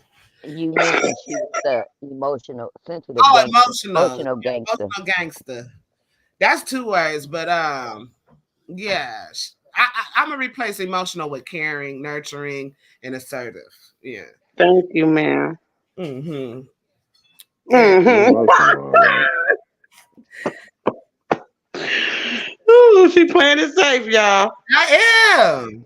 I'm trying to. I don't want to get cussed out later on. Mm. Don't matter. You gonna get cussed out anyway, Mika. You make me do that. So we go pass I'm by. gonna take a shot at a 3 for 1. I think you all are beautiful people, beautiful individuals with some honest, straight, direct motions and some go getters. And there we have it. Mm. Thank Oh, you, Auntie thank you, Tina thank you, Shay. You don't want thank me to you. tell them about you. I gotta give you 8 or 12 or 15. Wanna be all right. Look, wanna be all right. I'm not greedy. Wanna be all right. So Wanna be all right. I can't just say just one. so Understanding for me. Thank you. I really am. I appreciate that.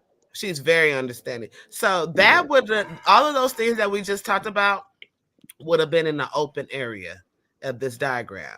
Those are things that's known to yourself and known to others. Okay. So that would go in that open area. Now, the blind spot is the fucked up shit people say about you that you don't know about. Yeah. Oh, I be Like, knowing.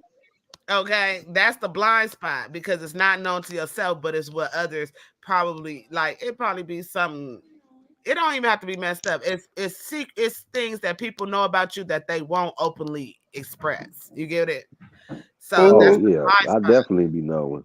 Oh, I be knowing. I be knowing. And then, people get mad. And then when they say what the fuck they really be thinking about you and then saying behind your back to you. Or Yeah, they say it in jokes. Oh, that Hmm. yeah. that Yeah, too. that too. Yeah. Yeah. Yeah. I just don't give a fuck.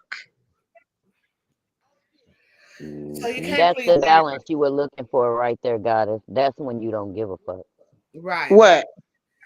When she mentioned earlier, when she said, wait a minute, I was trying to speak then, but I went out. When she was like, Uh-huh. where is the balance when you give a fuck and when you don't? I feel Mm-hmm. Yeah. like when I feel like when you're working for you and you're projecting things out into the world, that's where you need to care if you're trying to pull something in for you. But when Okay. it's just, but when it's you being you and other people just don't get you, that's where you don't give a fuck. Yeah, yeah, there it is. Thank you. Shit. There it is. Amen to that. It's none of my business what you don't like about me or what you have an issue. You take issue with how I am or how I move or my, you know what I'm saying, my characteristics or my personality or the way I present myself. Like that's just really none of my business what you think or feel about that because I'm being authentically me. Hmm. Right. That's But how in I feel, certain guys. situations, Everybody think Aquariuses are weird and this and that. F all of y'all. Okay. so so the hidden area is what's not known to others, but things that you don't share with others, but it's known to yourself. You know mhm, what it is that you don't share. That's a hidden area. Now, mhm. this one is a little confusing, the unknown, because it's not known to yourself and it's not known to others. So Then what's to talk about if don't nobody know? because it's about self-discovery right here, because sometimes you go through things and you don't even know why your subconscious mind is reacting, because sometimes you react based off your subconscious mind, and Mhm. so you're unaware of it. Some reason I am just having issues with this phone. We can I'm extremely calculating, so I don't believe it's nothing that I don't know about myself and what I do. Well, I believe that I embrace the unknown. That's a part of me not controlling shit, and so like I can honestly be vulnerable and transparent right now. I'm in a place of in between some shit right now within myself, and I can't particularly put my finger on as much self introspection that I experience on a daily basis. But I'm saying, okay, let me just feel it. Let me just roll with it and let the feels come through and push through whatever this is. You understand what I'm saying? Right, and that definitely goes with the unknown, because today will shape our tomorrow. So that's the Mhm. unknown. You know what I'm saying? We don't Mhm. know how we're going to shape ourselves tomorrow. You know, Mhm. a moment in time could change everything. You could change your Mhm. life. So that's where the unknown comes from. You know, it could be it could be something from a positive reinforcement, like enjoyment and happiness and all that, or it could be something negative that could change and shape who you become tomorrow. So that's the Can Mhm. can you guys hear me? Yep. Yes, now. Oh, okay. I'm having issues and y'all were going in and out, so I don't know what I missed or what I didn't. you didn't miss Oh. much, Tila Shay. We were just talking about the unknown part of the graph. Did you Oh, hear that part? no. Okay, so we were saying how the unknown is it's what you don't know about yourself and what others don't know about you, which basically is whatever happens today could shape your tomorrow. You get it? Oh, So okay. Yes, we ma'am. don't know that. Okay, so moving on Yes. from the Jahari window. I love it. That was fun. You like that? Yeah, I told you I'm not scared. I'm not afraid of nothing. So this one here, and I'm gonna give I'm trying to get through these principles here, but maybe we'll pick it up later because it's 17 of them and we only on number 6. If I can get What? I'll send It's a you, good show though. if you guys want me to send you the principles, I could send them to you, or I'll put it inside the Real Talk group. I think I have it already as a documentation. I have the whole book actually in Real Talk in the documents. If anybody wants to read the laws of success, it's almost like reading the Bible because it's like over 13,000 pages. Girl, 13, all I asked was these principles that you pulling up on this thing right here now. but he goes into details. But anyway, and then also if you wanted to like his name is Napoleon Hill, and he actually he's old, he's dead, he's gone, but he has a YouTube where he actually talks about the principles. Okay, so principle number 6 is personal initiative. Personal initiative bears the same relationship to an individual that a self starter bears to an automobile. It is the power that starts all action. It is the power that assures completion of anything one begins. Personal initiative is the inner power that starts all action. It is the dynamo that spurs the faculty of your imagination into action and inspires you to finish what you start. Personal initiative is self motivation. Today's employer usually is yesterday's employee who found opportunity waiting for him at the end of the second mile. What do you guys think about that? Anybody, jump in. You know I'm getting tired right now. I know, I can feel it. That's why I'm laughing.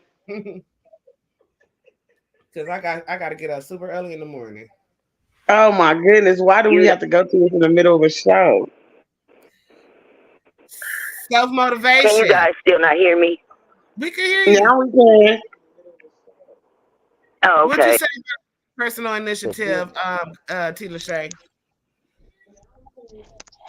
I believe that it does start with self because if you can't initiate and be the starter to your own life, I don't think anyone else can do it for you.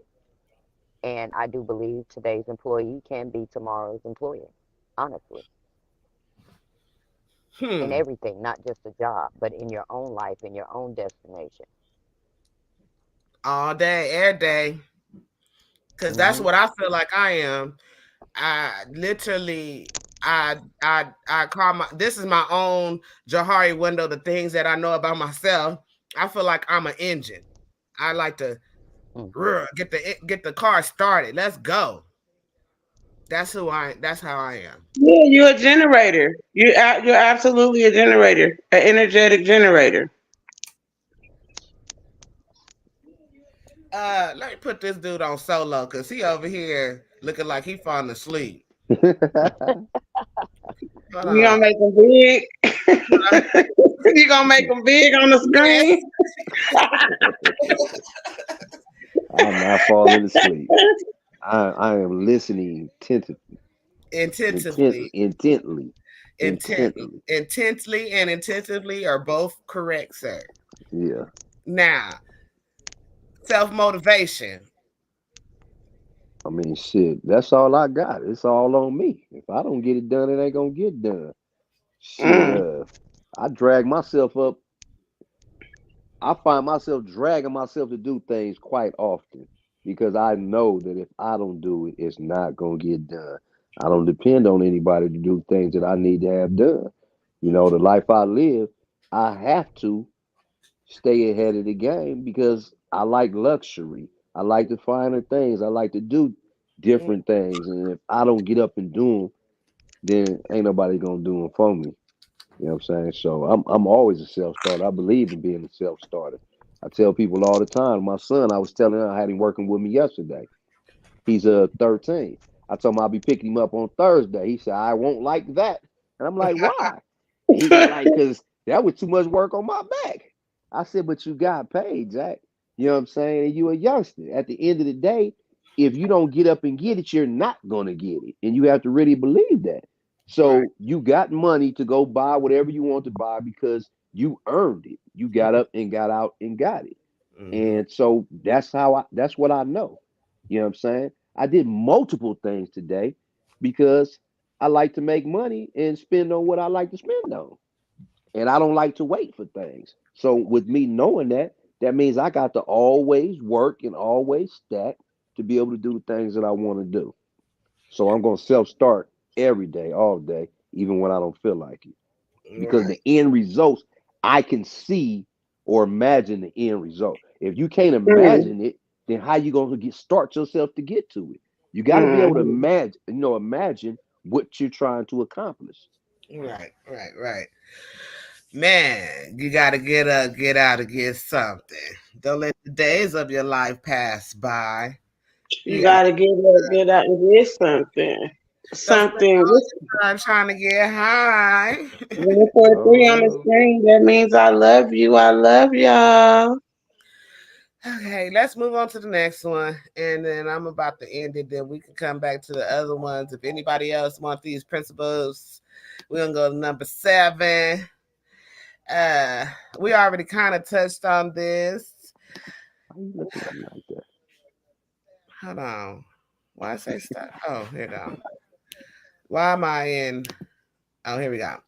So this one is principles number 7, positive and mental attitude. Positive mental attitude, I'm sorry. Your mental attitude is the medium by which you can balance your life and your relationship to people and circumstances to attract what you desire.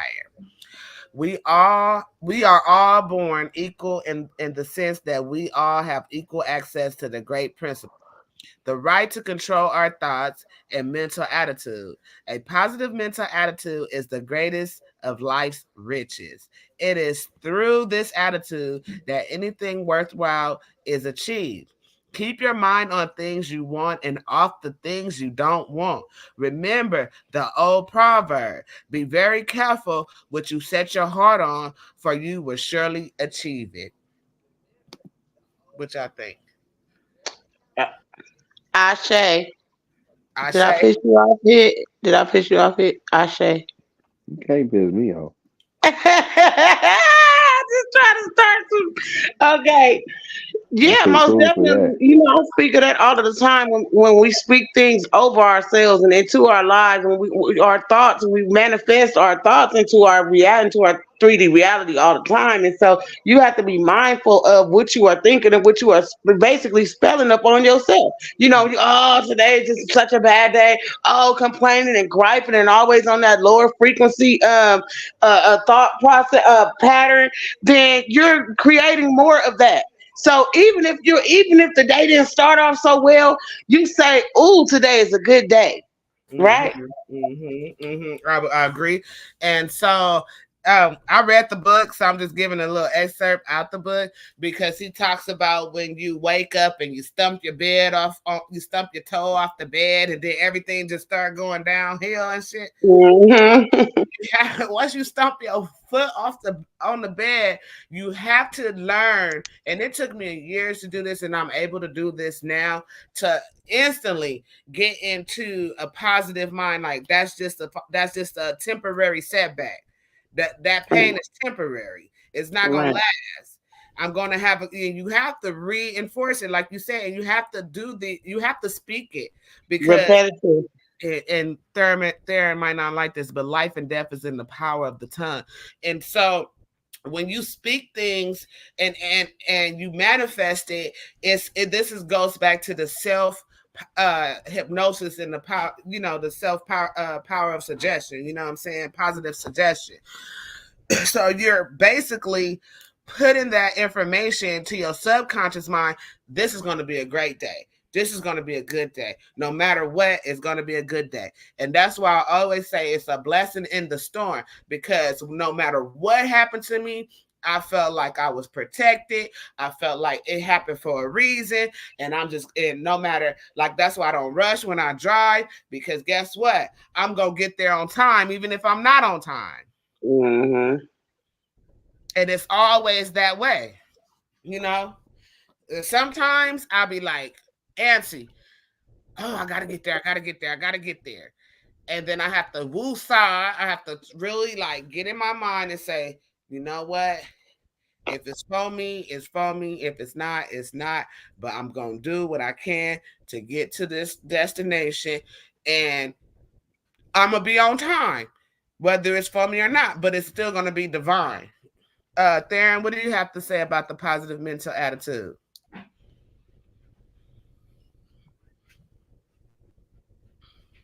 Are you talking? We can't hear you if you are. We can't hear you. Can't hear you.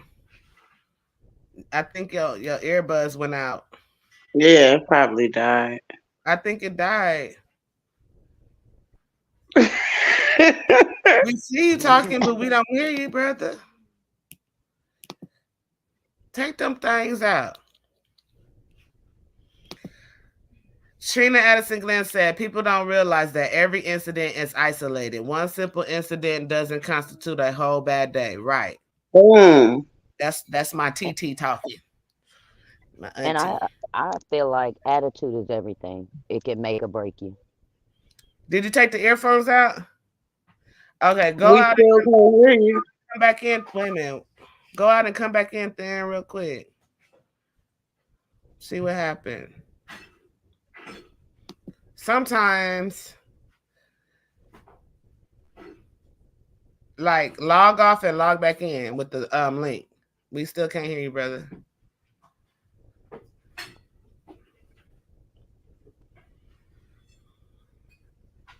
He got the old school hat on too. We can't hear you there and log out and log back in. He said, "All right, damn, you done got on his nerves. He wasn't Can trying y'all to even hear listen." me? Yeah, we can hear you, T. Yeah, Lachey. Oh, we okay. hear you, Tina. What's your idea about the positive mental attitude? Attitude is everything. It can make or break you. Um, it is Mhm. what it is. I think that with even with energy, if you're positive, you'll be positive. Attitude is everything. It can make Mhm. or Hear me? break you. Say what there? Oh, you can hear me now. Yeah, we can hear you. I don't know what happened. Did you Mhm. get a phone call while we were in on the show? Yeah. Oh yeah. So when you get a phone call, you gotta probably log off and log back in because sometimes it does that. I'm sorry, T. Lachey. Go ahead, T. Lachey, real quick. Oh no, I was done. I mean, because I just feel like it's just like that. Attitude is everything. It can make or break you. Your attitude on life, Mhm. the way you do anything is the way you do everything. And so your attitude matters. It can open the door or it can have a door shut on you. It can, it's just everything. All right. There. I mean, hit. I mean, I basically feel like this. I block people for all that negativity on my pages. I don't Mhm. want to hear it because it's depressing in essence. So if you Mm, talking a whole bunch of negativity, man, slide to the left. I want to hear people talking about something positive, something building. You know what I'm saying, or something Mhm. fun. You know what I'm saying. So I do believe that the energy that you put out there, you know what I'm saying, it has an effect on people. So I try to keep it away from me. You know what I'm saying? And if it's not real, like I said, or entertaining on the funny aspect, I don't want it around me. I keep it away from me. Mm. mhm, Okay, Yeah, that's what's. not allowing that type of stuff into your consciousness. You see? Yeah. Mm-hmm. mhm. That's Definitely one of is. those attitudes I was talking about. The door get closed on you. You And just let me Mhm. say slide to this. the left. Let me say this to the audience. Mhm. It is not easy to do this. You really have to practice having a positive mental mind. It does not happen overnight, but you have to Mhm, take the first steps to do it. Once you start Mhm. doing it, then it becomes easy. Practice makes perfect. mhm. And Trina Addison Glenn said, "Those who get it, get it. Those who don't stay living in a state of victimization." Exactly. And Boom. I think I wrote a post after me and Goddess Honest. We were talking on the phone. We was chopping it up, and I said, "I'm gonna make this post." I don't know if you remember Goddess, and I was like, "People like to stay stuck in misery," and I'm like, it. They have, and I call it a melancholy mind. Like it's always woe is me or whatever. So if I'm like, you may not hear from me if I'm going through something. I don't want to bear the burden on you because I don't want to, like, I'm trying to get my mind right and get my mind, stable before I even come to you because I don't want to spread no negativity to anybody that I care about. You feel me? So it's like you guys got to be able to meditate. You guys got to be able to, I'm not talking to the panel, I'm talking to the audience, to be able to like put those, I do your mantra, Goddess, I am beautiful, love, and light. I am beautiful. I love myself. I am love and light. Everything I touch will become love and light. I am beautiful. I love myself. I am love and light. Everything I touch will become love and light. Yes, those type of things. You could write your own thing and just remember it. It don't have to be long. Do it. It's about doing it. Don't procrastinate. Do the work. You have to do the work, and you have to do the work on yourself at all times. We're here as guides. We have T. Lachey, we have Hista, we have Goddess Honest as guides to help you guys to get to this state because we are living a lot of, I mean, I love my people. I love my people to death, but some things are questionable. They're questionable. And I'm like, okay, we need to bring them up to a higher vibration. Well, at least embody it and allow ourselves to be seen while becoming it and being it and living it, just so they can see it is viable. It is viable, right? It's about what's the word I'm looking for? I'm so escaped from words right now. Um, I'm gonna just move past it when it comes to me. Oh, implement. It's about Hmm. implementation. You have to implement. Hmm. You know, the measure of knowledge is doing the work. You can know Hmm. everything in the world, but if you don't apply it, it means nothing. Hmm. Hmm. So principle number 8 is enthusiasm. Enthusiasm, we still talking about the state of mind. So basically, the rest of these things are basically about the state of mind. So enthusiasm is the state of mind. It inspires action and is the most contagious of all emotions. Enthusiasm is a combination of mental and physical energy, which is seldom found in the ailing body. It thrives best where sound physical health abounds. Sound health begins with the development and maintenance of health and consciousness, just as economic success begins with prosperity consciousness. So, not only do we have to deal with our mind, we have to deal with our bodies. We have to cleanse our bodies. We have to detox off of the off of this BS processed stuff that they keep feeding us. That you keep choosing to put inside of your body and consume. Right. um we have to start living more healthy lifestyles, right? She said it's a practice just like anything else. Yes, it is definitely a practice. And like I said, even a doctor owns a practice, right? It's a practice. So Yeah, they practicing on you. yeah. They are. It's the truth. It is the truth. Straight up. But when they find out something that they practice works, then they continue that particular practice, right? Um, Hista, what do you think about the enthusiasm? Yes, Kimberly asked this question. I'm sorry. So eating unhealthy is detrimental to your mindset. It is definitely detrimental to your mindset. Yeah, you want to eat high vibrational living things. You know what I'm saying? That heavy dense stuff, it definitely has an effect on the chemicals in your brain, all of that sugar, all of Feel these attacked. things play a part. I You know what feel I mean? attacked. Huh? But also, no, oh, no, no, no. Oh, this wouldn't be the first time, honey. Uh, yeah. So, Wait, what he yeah, I say? mean, he said he feel attacked because remember last time we was on the show, he had all of the sugary stuff, he had all of that stuff going on. But also, I want to say that as long as you feel like you're vibrating, you have a very high frequency hit, and so what I say, if you can vibrate higher than the things that are meant to harm you, then a lot of times you won't be affected negatively. But let me tell you something about Hista. He works out. You work out. You work out more than I work out.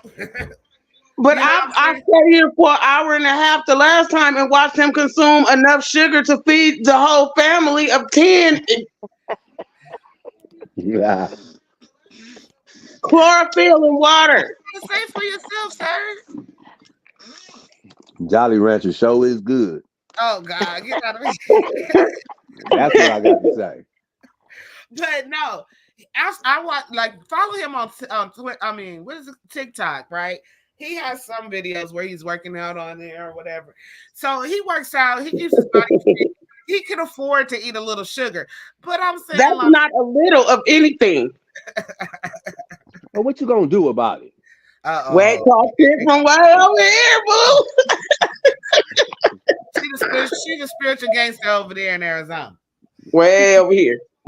So yes, food matters. Not a little, a lot. It matters a lot. You ever heard the saying, Kimberly or Kima, you are what you eat? You are what you eat. And what I But a know lot is of us don't, a lot of people don't know what it is that they're actually consuming. no, They don't understand. and I don't want to. I'm not trying to put nobody down, but a lot of people I know that eat pork, they are very aggressive, and I'll be like, wow, I'm they're very sorry. aggressive people. And I I'm and then sorry.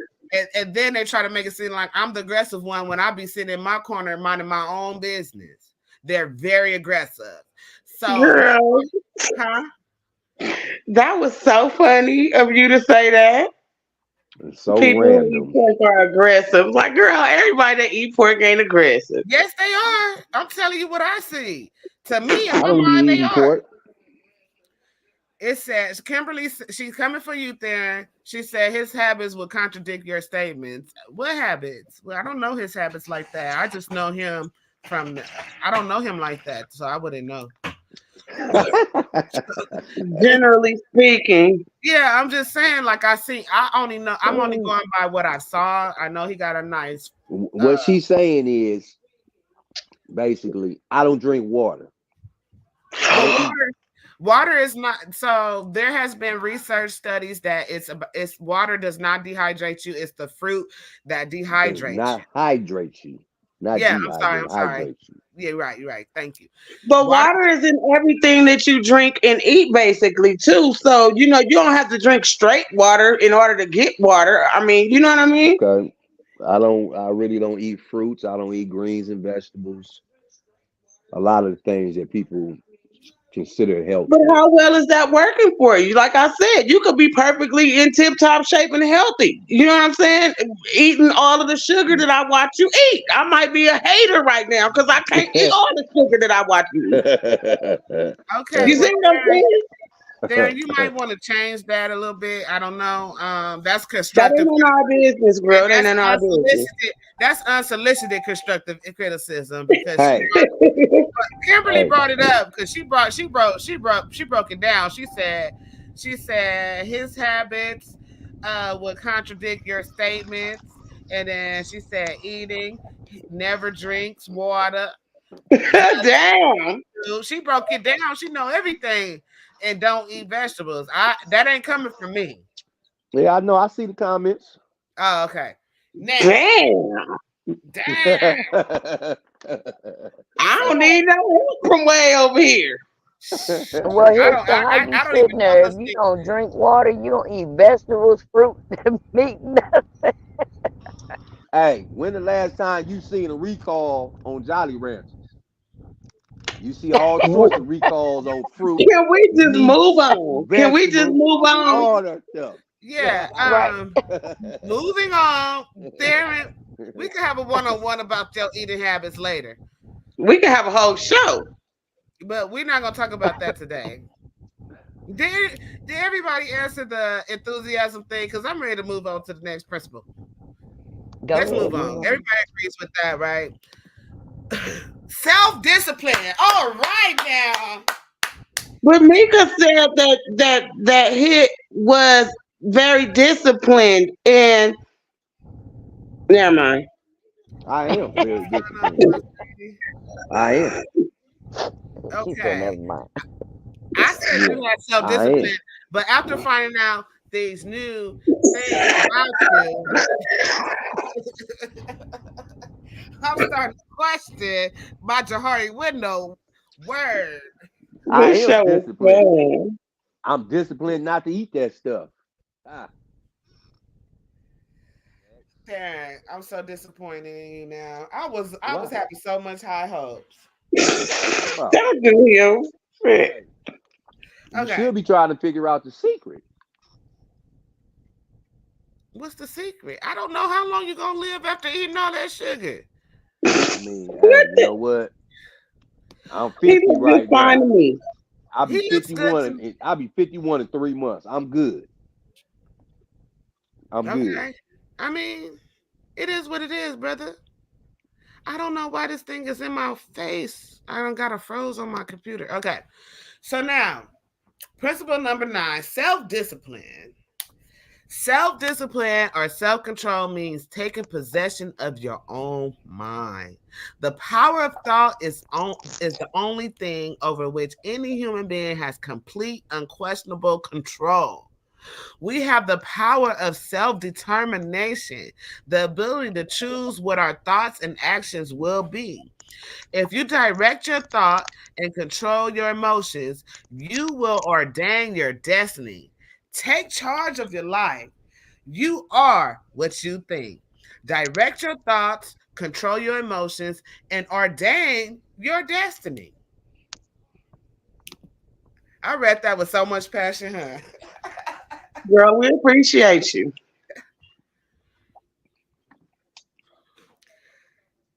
She said she just saying he's a walking. Yeah, it's. I don't care if he is or not. You didn't even finish it. Dang.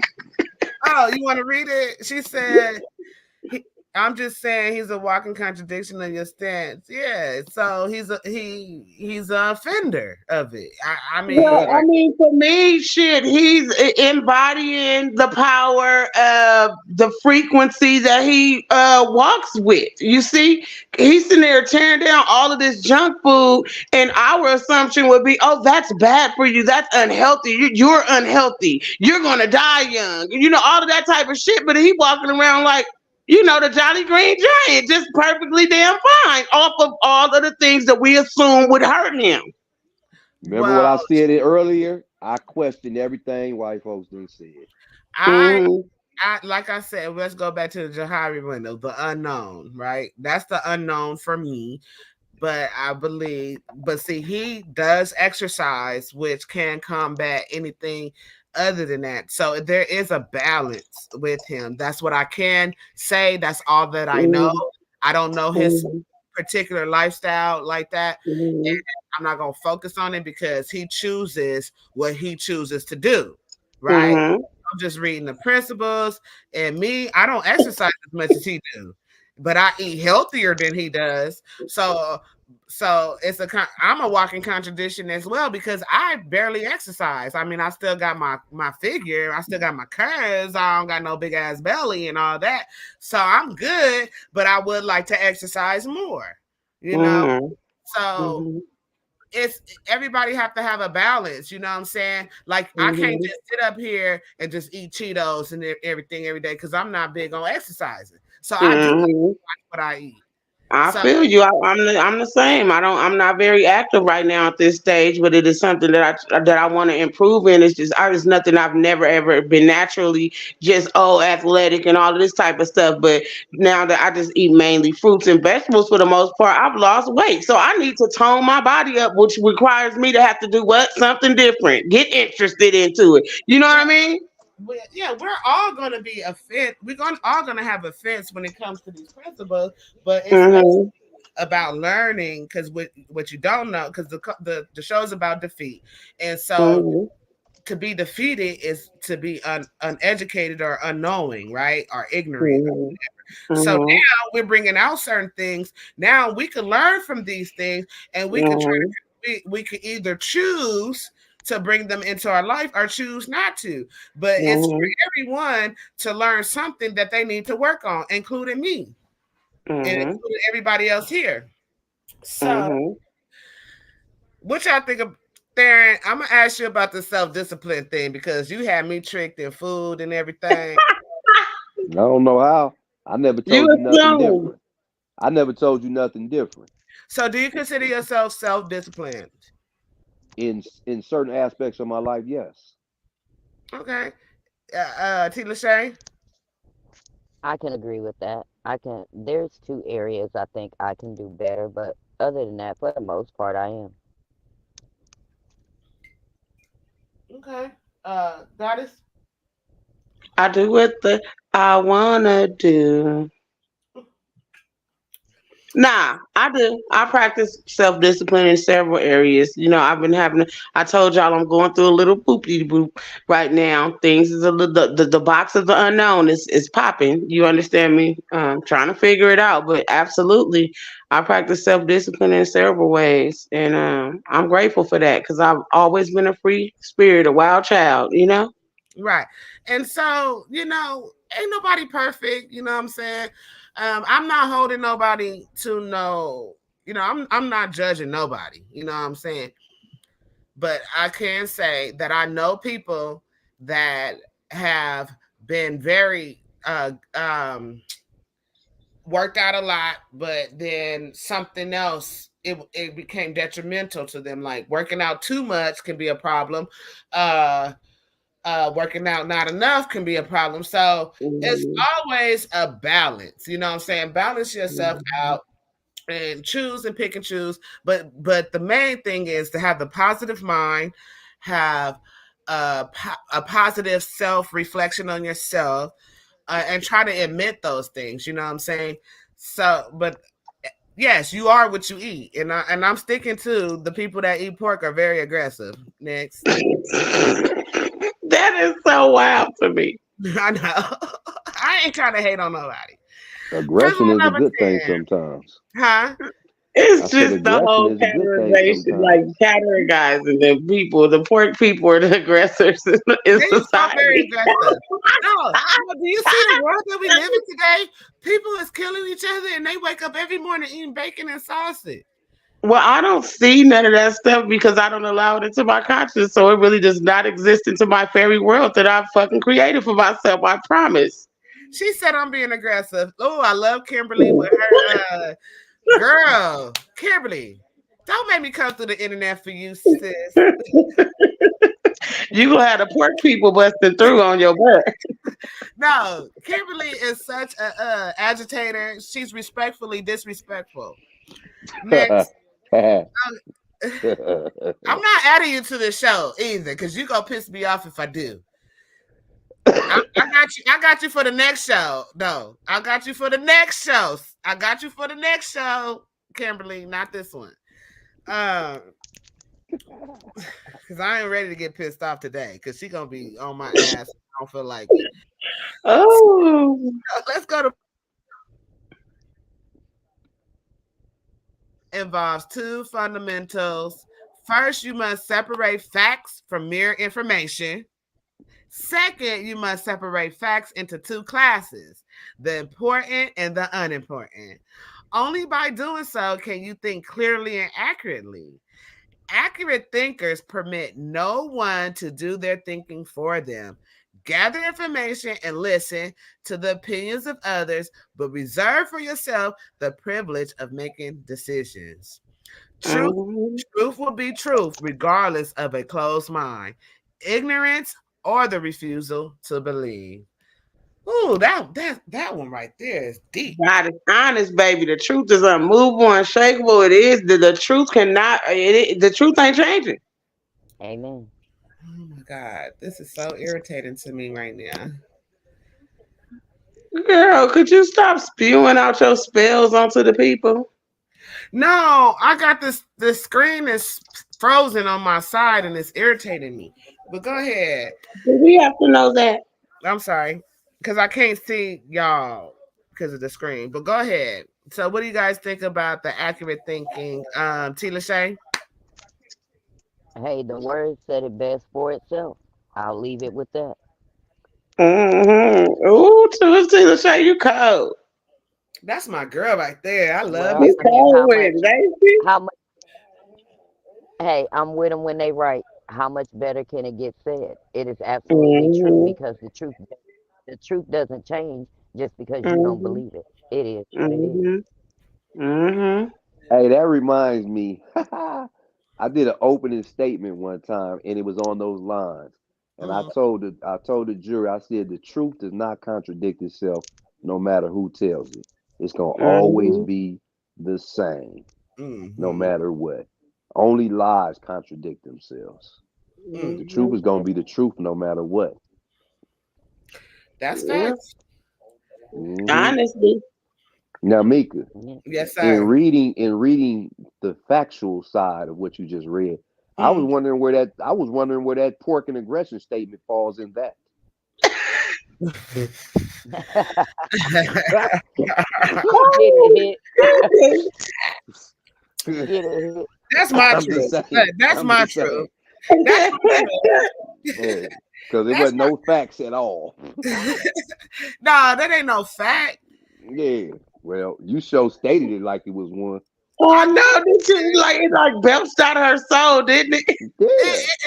it's so true to me because that's what I experienced. You know, Poor people are the aggressive people. they very aggressive. They're very aggressive. That's how Act I just like heard it. pigs. They act just like pigs. Oink oink. Mm, mm, You mm. know. So to me, I see it. I could see it, and I'll be like, "Oh, So am why?" I a pork eater? Yes, I am. you eat bacon. Is I bacon I really considered pork? or or Yes, is it's it turkey or pork. is it Ain't turkey the truth bacon? is the truth. so what about turkey bacon? That shit's disgusting. I don't even know if that's real food. Oh, okay. You eat that? So so what, that pork bacon is delicious? That shit bomb as fuck, but I don't eat it. Oh, okay. How you know it's bomb if you don't I eat it? used to eat it.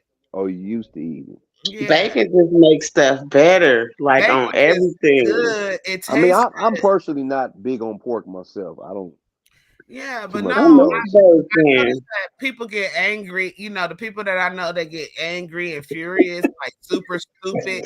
I'll be like, "Oh, you eating that pork again?" So now we gonna be watching next time somebody put a What do sausage in you their think? mouth, is if they're Well, gonna attack no, no, somebody. no. Maybe look. Let me just drop something right now that I just got this download about.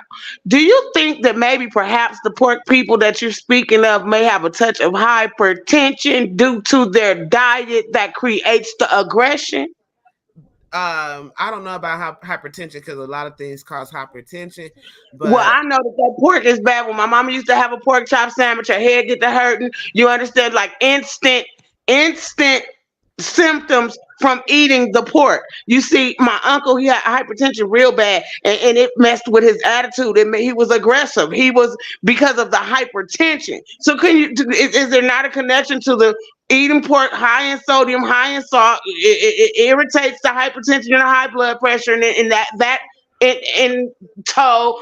I mean, that creates aggression or a bad attitude or mad or meanness. well, Tina Shay. I have hypertension and I don't eat pork, so I I knew don't you was about to talk about yourself. Tina Shay. know.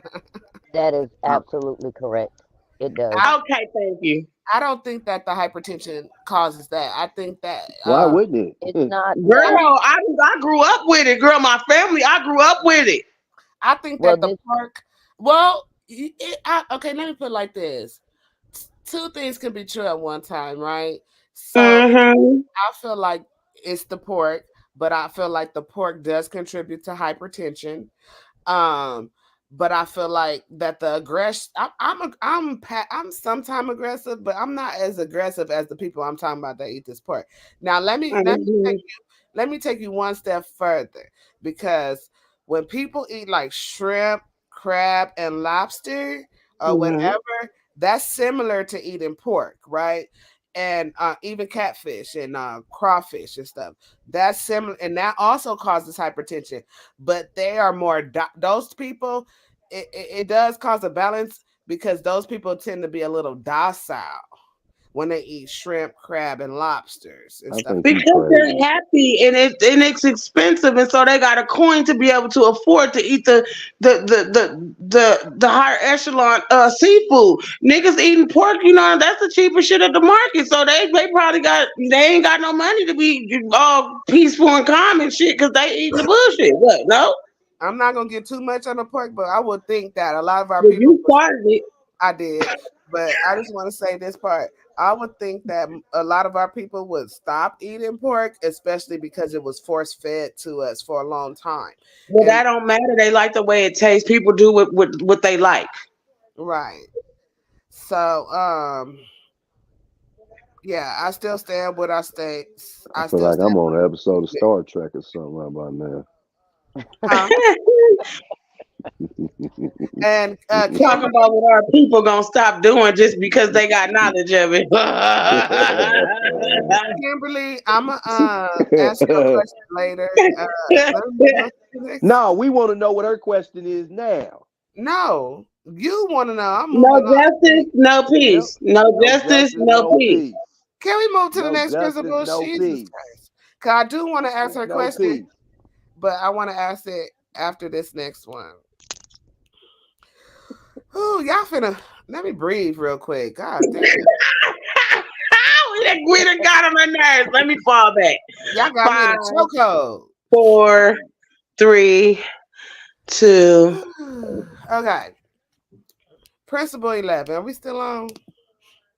Hey, I mean, how many you gonna read? We've been on here for 2.5 hours. I'm finna get off soon. Can I get to 11? That's my favorite number. Controlled attention. Controlled attention is the act of coordinating all the faculties of the mind and directing their combined power to a given end. It is an act which can be achieved only by the strictest sort of self discipline. Learn to fix your attention of a given subject at will. For whatever length of time you choose, you will have learned the secret to power in plenty. This is concentration. Keep your mind on things that you want and off the things that you don't want. We already went over this. Let me go to the next Hmm. one. Teamwork makes the dream work. Together, everyone achieves more. Oh, I hear echo. I like that echo. Anyway, I'm gonna get off of here in a minute, you guys. I'm so sorry. You All cut right. that. Teamwork is the willing cooperation and coordination of effort to achieve a common goal. Teamwork is sharing a part of what you have, a part of what is good, with others. Teamwork differs from the mastermind principle in that it is based on coordination of effort without necessarily embracing the principle of definiteness of purpose or the principle of absolute harmony, both of which are essential to a mastermind alliance. Harmonious cooperation is a priceless asset which you can acquire in proportion to your gift. I'm going to the next one. I'm just trying to get through them, you guys. Principle adversity. Oh, just the one. I'm gonna stop here, okay? Because it's four more after this, but I'm gonna stop at principle 13. Adversity and defeat. Every adversity you meet carries with it a seed of equivalent or greater benefit. Realize this statement and believe in it. Close the door of your mind on all failures and circumstances of your past so your mind can cooperate in a positive mental attitude. Every problem has a solution. Only you have to find it. If you will develop an I don't believe in defeat attitude, you will learn that there is no such thing as defeat until you accept it as such. If you can look at problems as a temporary setback and stepping stones to success, you will become you will come to believe that the only limitations you have are the ones in your own mind. Remember, every defeat, every disappointment, and every adversity carries with it the seed of an equivalent greater benefit. Say Ashe, Goddess Honest. I was coming to get me some fruit. I was kind of checked out a little bit. I'm hungry. She said, what if your dream is solitude? Then be by yourself. Okay, honey, embrace it. I love being by myself, but I say that. I do understand the ideology of teamwork when I'm trying to build success. So being by myself, that is a personal mental thing that where I'm doing my part of the team. No, I'm doing my it is a team effort because I'm doing my part of the team. When I'm by myself, I'm creating, I'm writing, I'm doing this, I'm doing that. You know what I'm saying? I'm writing proposals, I'm writing business plans, I'm writing marketing plans, I'm doing my analytics, I'm doing all the things that I can for the team. And then all I need the team to do is bring their personalities. So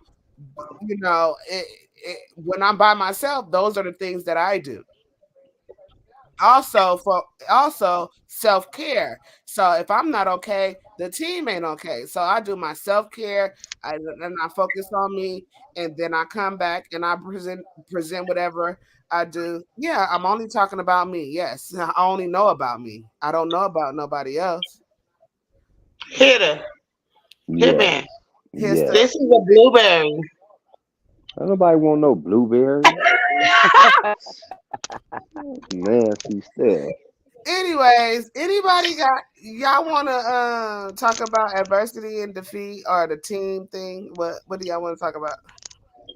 I'll Uh, speak on the team. I mean, they have many sayings that go along with that, and two heads are better than one, and so on and so forth. You can always build bigger and better with someone of like mind, and that's the objective, to build with like-minded people. Like you say, for success. That's how you build more success, is with like-minded people. So teamwork do make the dream work. question for you, Hit. Yeah. Do you believe that in the team you still have individualism? Yes. You have Okay. to, because I mean, without it, then there's really no need for a team. See, the individualism brings all the different ideas, you know what I'm Mm-hmm. saying, Thank together. you. So Right. you And I have to Everybody asked have it. brings that. something different. Yeah. Right. And I asked Yep. that because I got what Mika was saying. You do have to have an individualism as a part of a team. Yeah. Let me add this. I talk to everybody that's part of my team individually because they are my muse. They help me to create this content. So everybody I talk to, I'd be like, oh yeah, I pick their brains so that we can organize and get this thing together. I talk to everybody individually, sometimes for hours at a time, and sometimes it just be them for that day. But regardless, and we come up with a game plan. So I do need my team. And I'm like, okay, got it. I'm finna do this, and then we're gonna do this, right? And it's about communication too, to let them know this is what's gonna happen. And so since you brought this up, you just reminded me of this, so I'm finna do that. You get it? So Hmm. I do stay in my shell a lot. Cause I'm like, I'll listen to you, talk to you, but like once I get depleted, I'm like, oh, I gotta get off the phone. Bye. God is honest, hate that shit. Like, oh, you finna leave? Yes, I'm getting off the phone. I'm gonna call you It's back. only when she got Uber Eats. Yeah, I gotta But send her the some chicken the and leave. thing is though, but do you see all the theatrics that she is putting in and eating that little fruit? Come Yeah. on, that is not that good. I'm hungry, That is and not this that food make good. me happy, so I'm dancing. Y'all seeing my greediness, I guess. All the theatrics. But we The have to watch happy you eat dance. fucking candy and Starburst and fucking Jolly Ranchers and And I'm hungry. Like, that made me hungry. come on now, bro. How you gonna And eat I and we can't can't eat? have that. Like, We mm-mm. all gotta eat together. Hmm. You You know? said my blueberries was nasty. I They don't is. fuck with blueberries that much, but go on.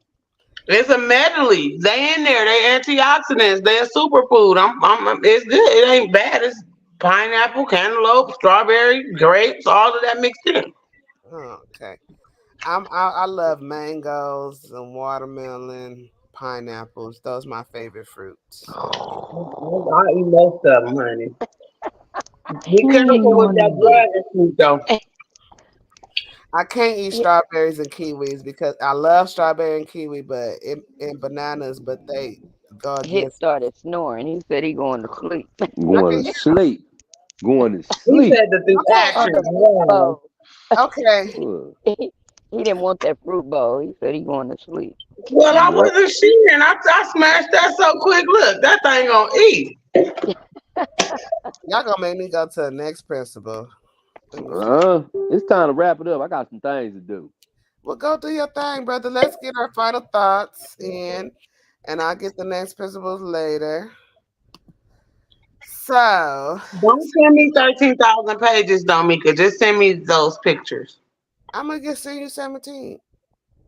What? It's 17 principle. We didn't Yeah, get I'll to take it that. all. If you said something about 13,000 pages, honey, no, I don't want that. No, we didn't even get through. You talking about it's time to wrap it up. He can wrap it up.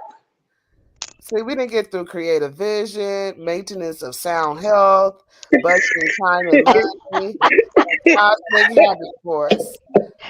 Not the balloon. Yes, the balloons, girl. Celebration. Okay, so Hmm. now, did y'all want me to ask Kimberly's question before we end? Yeah. He do. I see. Is there such thing as personal truth versus absolute truth?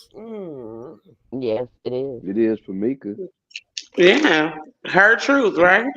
A There lot is of a people. such thing as personal truth versus facts. Mm-hmm. That's how I look at it. Yeah. Because a personal truth is something what someone perceives, right? Yeah. They'll both see the same thing at the same time and perceive it differently. But then Mm-hmm. the facts is the evidence, right? The evidence that's presented that shows that this really happened, right? So yes, there are two different things. There's a personal truth, and then there's I guess you would call it absolute truth, but I would call it the absolute truth a fact. Mm-hmm. You Mm. Mhm. answered that very well. All Get right. out of here, Logan. What's your answer to that question, Third? No, you answered that perfectly. Okay. So now, final thoughts so we can get up out of here. We got You said was that the question from Kimberly? yes. Um, So final thoughts, Darren, since you got some stuff to do. And I Final thoughts. Don't mm, never give up. You don't never know what tomorrow is gonna bring. You know what I'm saying? I've talked people down from suicidal thoughts when using that concept. And it was proven to be a fact that things changed as time went on. They weren't really boxed into what they thought or imagined themselves to be boxed into. You just got to give things a chance to work themselves out, keep the faith. You can do whatever you want to do, manifest whatever you want to manifest, as long as you believe in yourself. mm-hmm. Final thoughts, Tila Shay.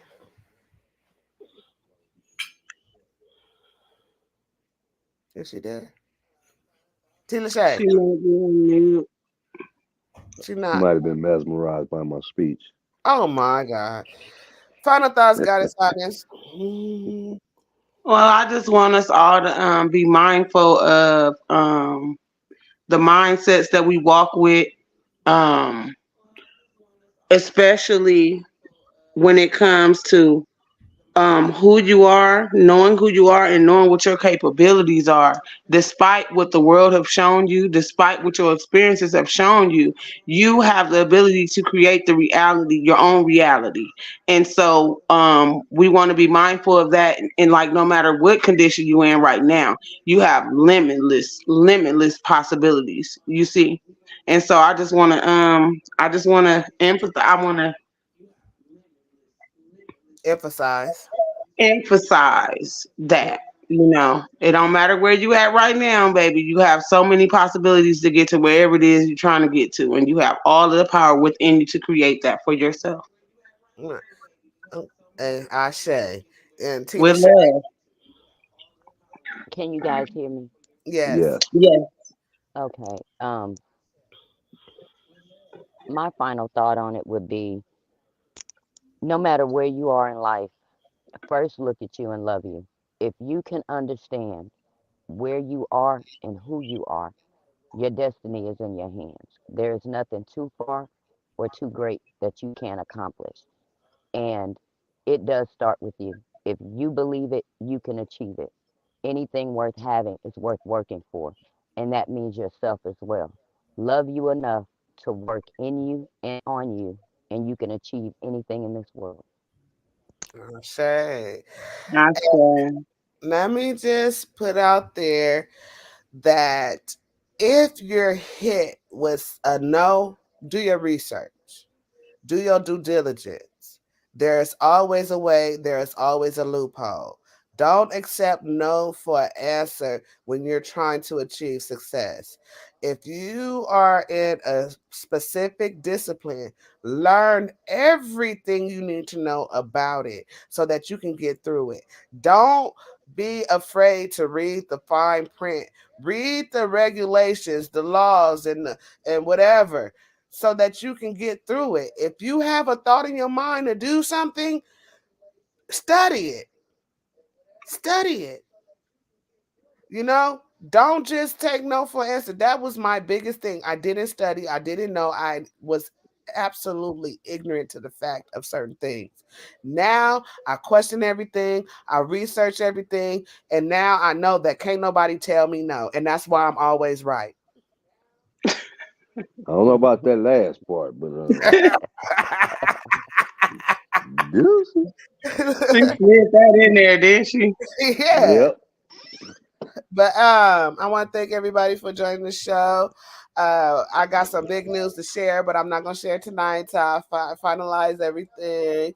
But you guys kind of know what's gonna happen soon, and so I just want to thank everybody for joining us.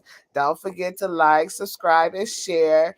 Especially you guys on the panel, share it to your friends. The show so that we can get the views up and the likes up and the shares up and everything so we can move on to greater and bigger things. Subscribe to me, Mika Wash, on YouTube, MEIKAWASH. Also, Paradigm Shift, and also the whole effing show. And I am Mika Wash, and we are out of here. Deuces. Show who you are. Good riddance. Educated and bid the forbidden. As it was written, you overbidding. With the heathens, karma is a bitch, so how you living? Pray for my enemies, I'm forgiving. Cast the pearls on hog moms and chitlin'. If it's too hot, get your ass out the kitchen. Finger licking good, good looking. Stewing in the stew, I'm cooking. You psyched out, paranoid and shookin'. Shook the table, fades, I'm booking. Get prepared for this ass whooping. Listen to the words being spoken. You were talking, I'm awake and woken. While I'm spitting this, got your spit, got choking. Era up, a glimpse in my world, eyes shut open. Parallel in my mind, I'm chosen. Reverse the time, heart frozen. Antarctica, cold as ice. Casting locks, rolling dice. Mean as nails, I'm nothing nice. They persecuted me like they rejected Christ.